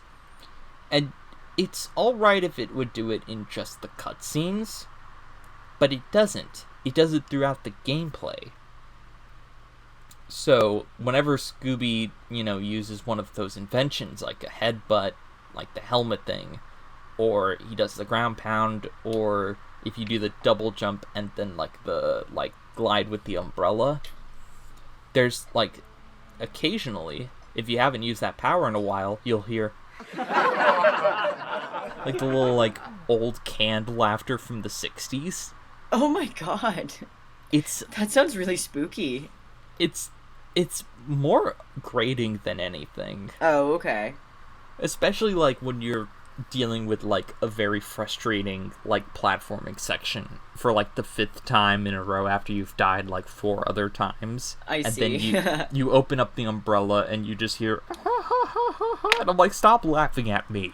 I'm doing my best. I had a friend that was into Kingdom Hearts, and she always talked about there's a part where you play, I think it's in the Cinderella. I think it's the Cinderella world or whatever.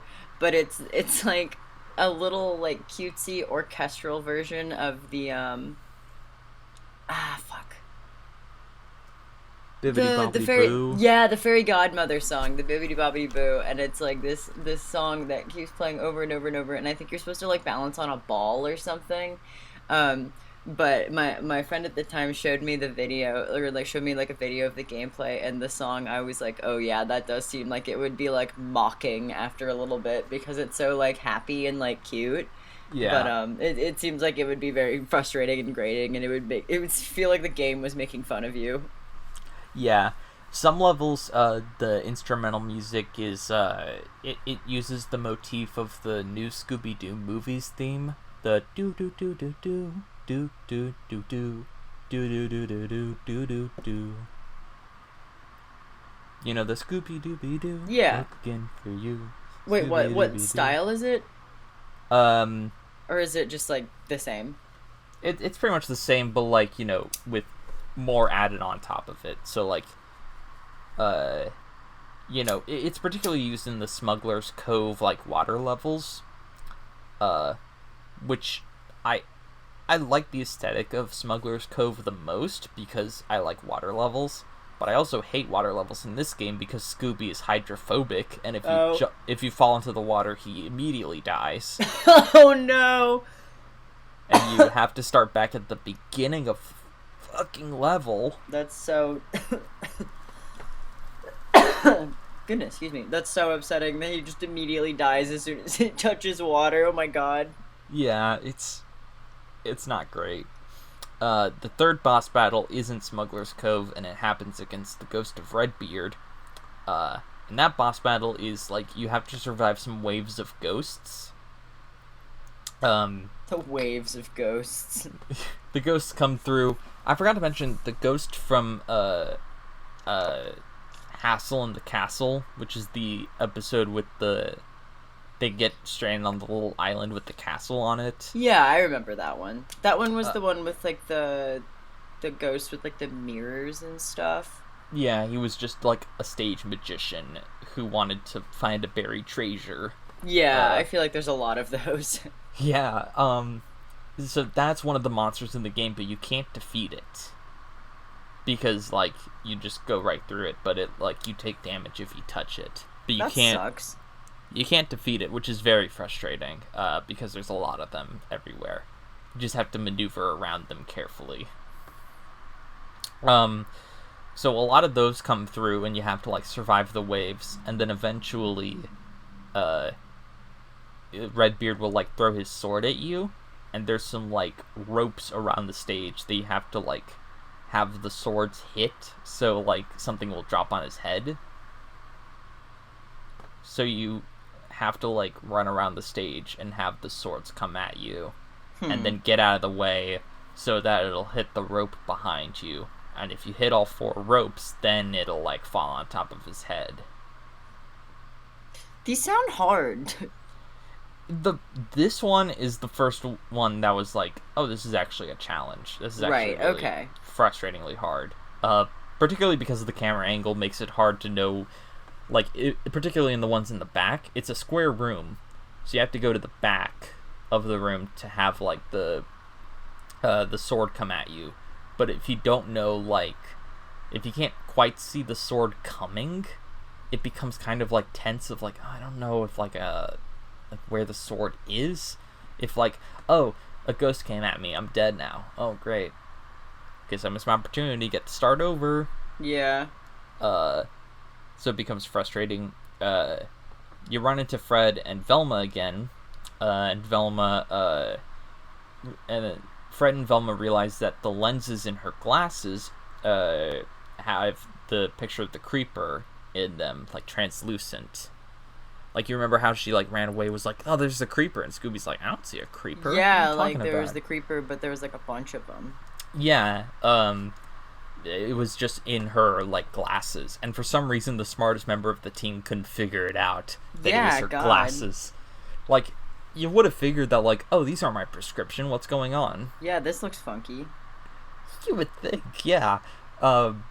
Velma dumbass confirmed, I guess. Yeah, she's supposed to be the smart one, but she's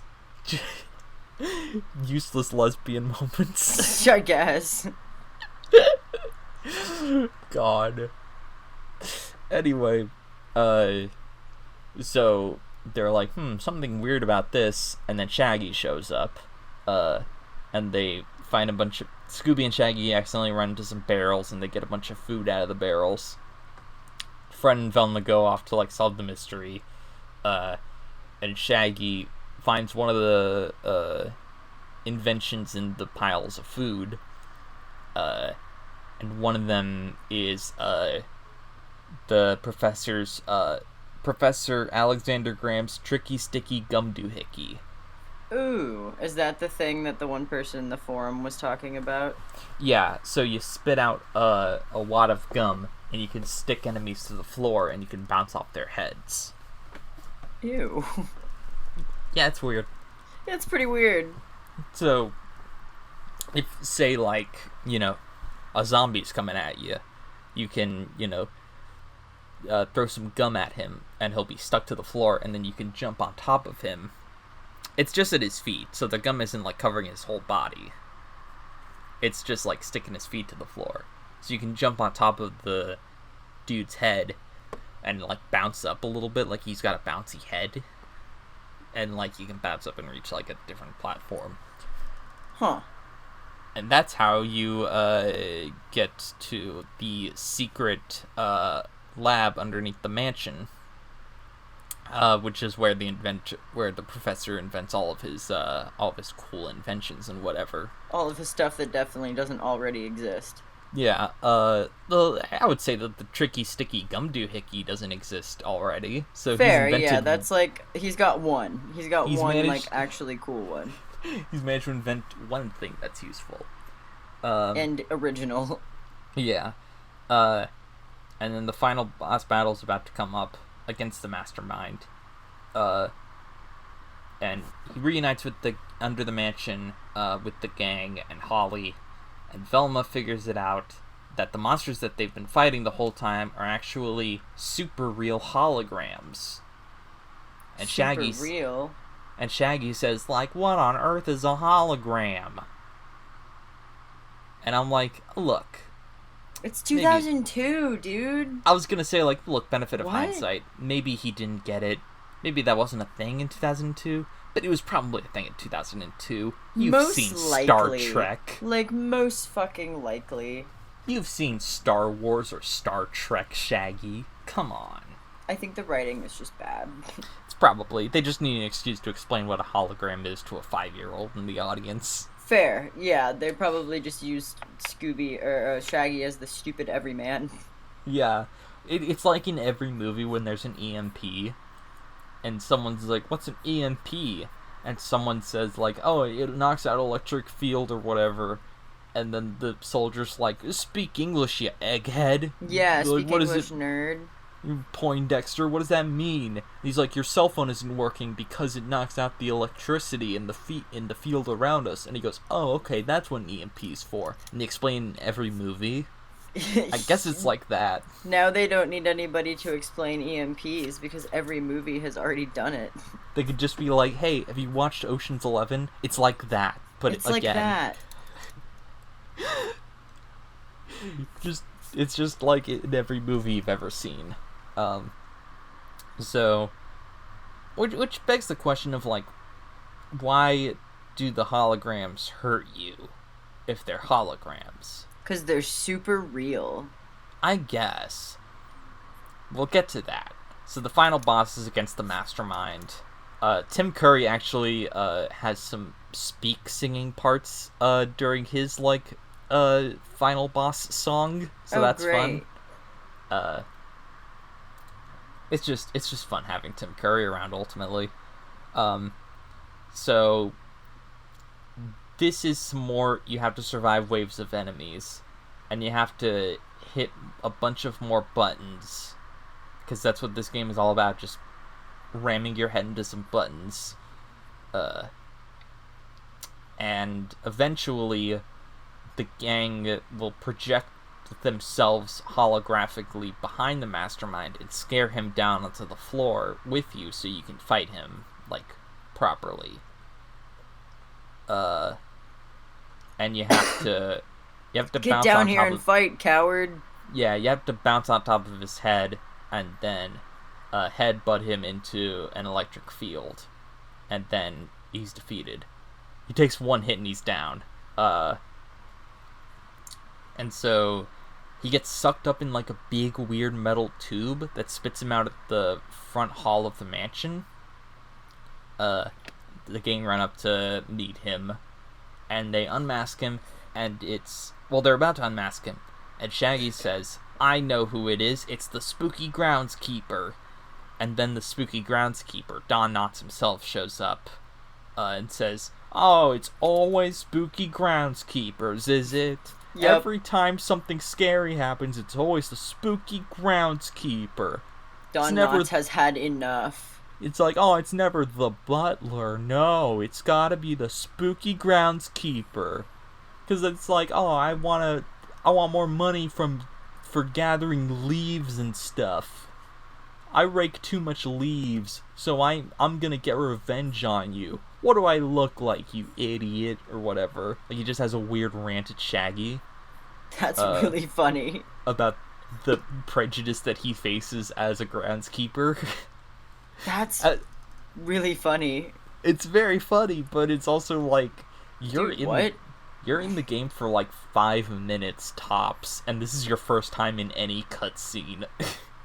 And also, he refers to himself as a spooky groundskeeper. And it's like, stop being spooky then. You have the power to not be spooky. So they unmask the mastermind, and they reveal it's Professor Alexander Graham.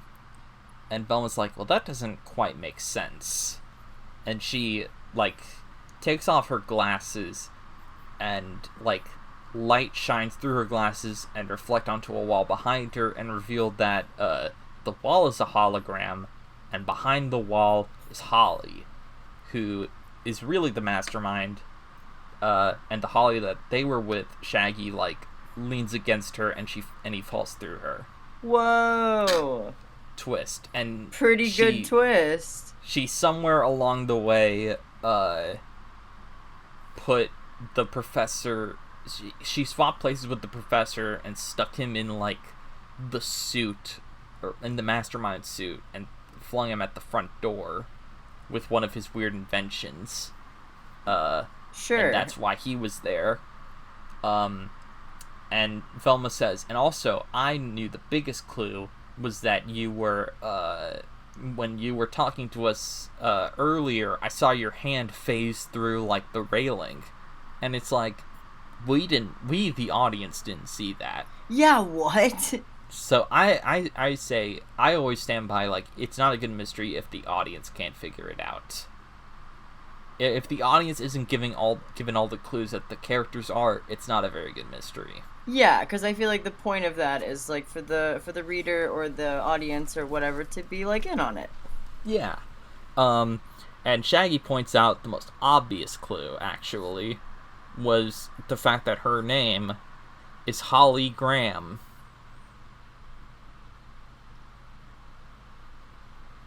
No. I hate it so much. That's really dumb. It's really bad. It's really bad. Holly Graham. Holly Graham. Of all the fucking... No, like, I recently have seen, finished, Scooby-Doo Mystery Incorporated. And I was relaying, to Leo, you know, that whole show and, like, what it's about and what I like about it. And I mentioned that there's a scene with a character who is named Lady Marmalade. And she makes a joke about how she's a barista, so she makes your mocha chocolate ya. And it's like a joke on the song Lady Marmalade from Moulin Rouge. And Leo was like, that's a really dumb bit. And I was like, yeah, but it could be worse. And it's, like, at least funny. And I feel like this is a good comparison point for that. It could be this. It could be Holly Graham. It could be this. And then it's revealed that she's actually been a hologram this whole time. The whole time. So she wanted to steal the professor's secret invention, which was a hologram maker, make him disappear, and kill him. Sell... You mean kill him? Basically, just like get him lost, and she can steal his stuff and make millions off of it. And it's like, all right, why did you call Mystery Inc. to come solve the mystery of your uncle's disappearance if you wanted to get away with it? Yeah, right? What? Why go to all the trouble to make holographic replications of their old enemies that they've already defeated before? Why make yourself sound like Tim Curry? Why a lot of things? Why not just have Uncle Alexander get lost in the hedge maze, and then he'll like die of starvation, and it's like, oh no, what a shame. I'll get the inheritance or whatever. What if this movie wasn't made? You mean the game? Yeah. Why was this game even made? There isn't a whole lot of replayability to the game. You can collect every Scooby snack in every level. If you hate yourself. Yeah, if you're a tryhard. If you're a completionist and also you hate yourself, and your existence on this earth, you can do that. Doing that will like net you some concept art in the monster gallery, but like that's kind of neat. You can just Google it, ultimately. Yeah, honestly. You can just look it up. It's probably better that way. And you can collect all the monster tokens, which is, like, that's kind of fun. Also, some several dates have, like, specific themes around them. For example, if you play the game on St. Patrick's Day, the water in the fountain in front of the mansion will be running green. That's kind of cool. If you're playing on the 4th of July, there will be fireworks going off. Same with New Year's Eve.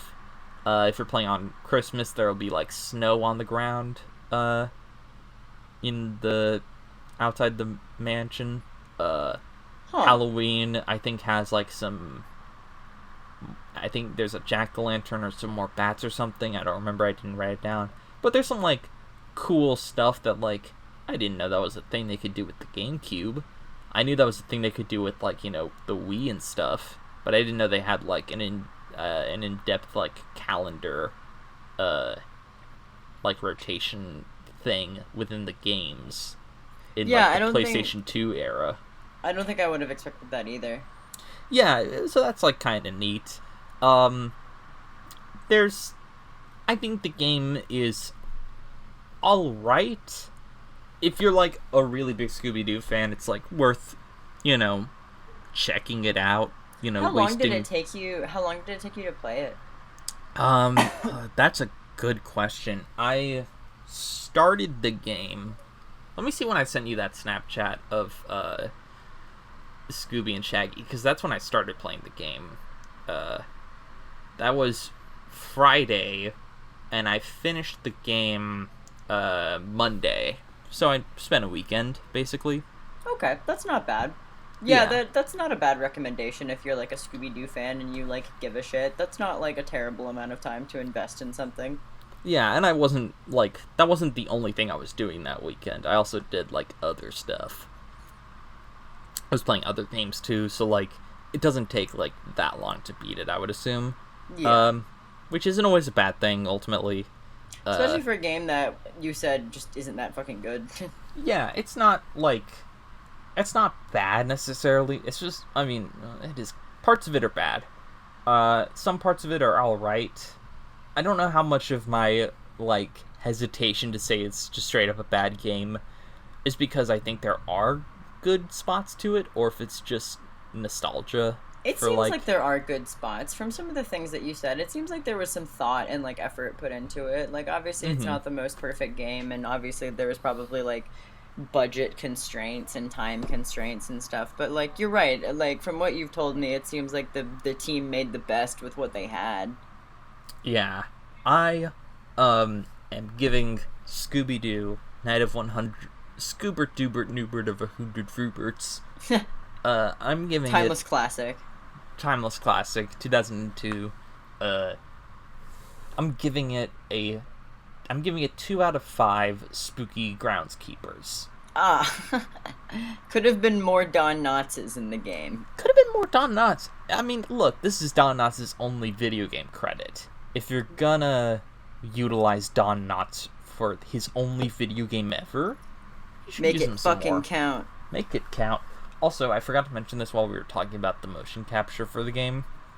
I recently found out that the live-action Scooby-Doo movie did not have a motion capture actor interacting with Shaggy and Matthew Lillard and the actors on set. Oh, the live-action ones? Oh, yeah. For Scooby? Fuck, what was it? There was nothing. Oh, that sucks. Matthew Lillard had to, like, wrestle an invisible dog.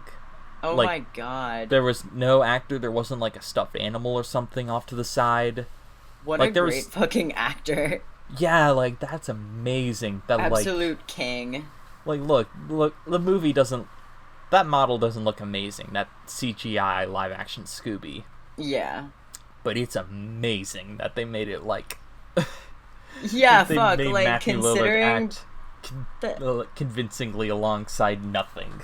There's not even a placeholder. That's crazy.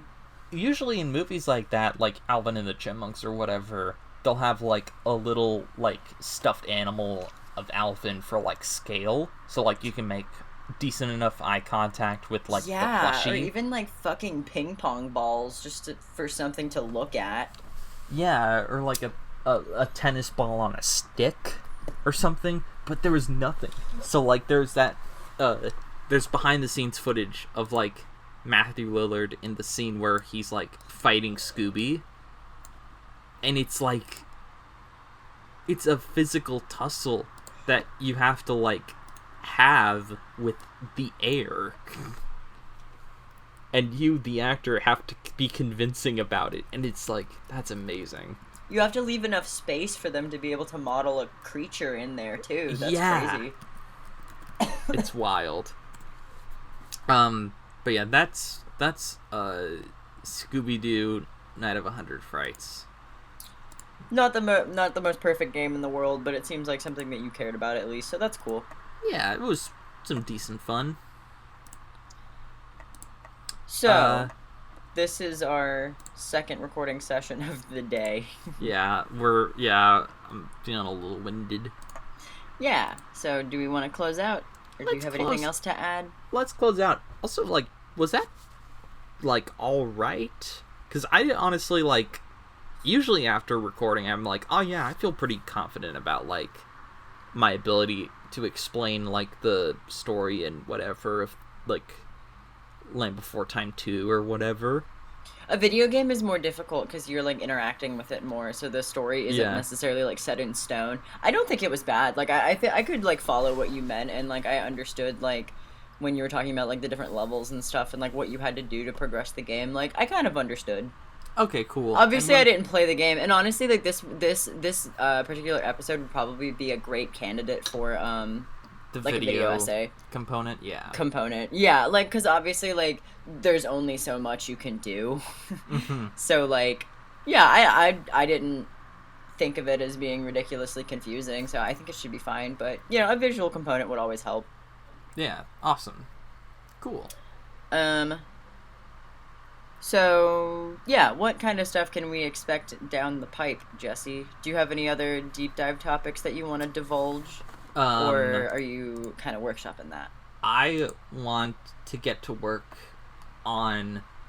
We've done a lot of Scooby-Doo lately. I want to go back to our other roots and do Land Before Time 3, The Time of the Great Giving. I was going to do that for Thanksgiving, but we got sidetracked and ended up not doing anything for Thanksgiving or anything after Halloween for that matter. Yeah, I feel like ultimately it's been a while since you've visited, and I think it's just been a while since we've been able to, like, communicate effectively, like, regularly. Yeah. So it's whatever, it happens. Yeah, so I want to get to work on Land Before Time 3. I have some deep dive stuff for other things. Let me take a look at my notes. I got a Lilo and Stitch episode in the pipeline. Nice. Yeah. Okay. You know what? You know what? I could watch that movie again, and we both have access to it fairly easily. So, like, maybe we could just watch that together and do a deep dive on that. Do you want to do Yeah, that? that could be fun. I'll talk to the household about watching Lilo and Stitch. I feel like they would be down. Yeah. We could sync it up and watch it together. Yeah, that could be really fun. Also, there was something else I wanted to say. Oh yeah, I have also other games on the emulator that I want to play through and discuss Yes, at length on here. I look forward to the Madagascar one. The Madagascar one, I want to do some episodes on the TAC games. Yeah, okay. TAC and the Power of Juju, TAC 2 the Staff of Dreams, TAC the Great Juju Challenge. I know you have complicated relationships with those games. Those games are very creatively designed and very pretty to look at, but also they're pretty racist. Yeah, definitely deserving of some criticism. Taz Wanted is my all-time favorite video game, and I want to talk about that at length. SpongeBob Battle for Bikini Bottom is fun. I want to play through the Ed, Edd n Eddy the Misadventures. Huh, alright.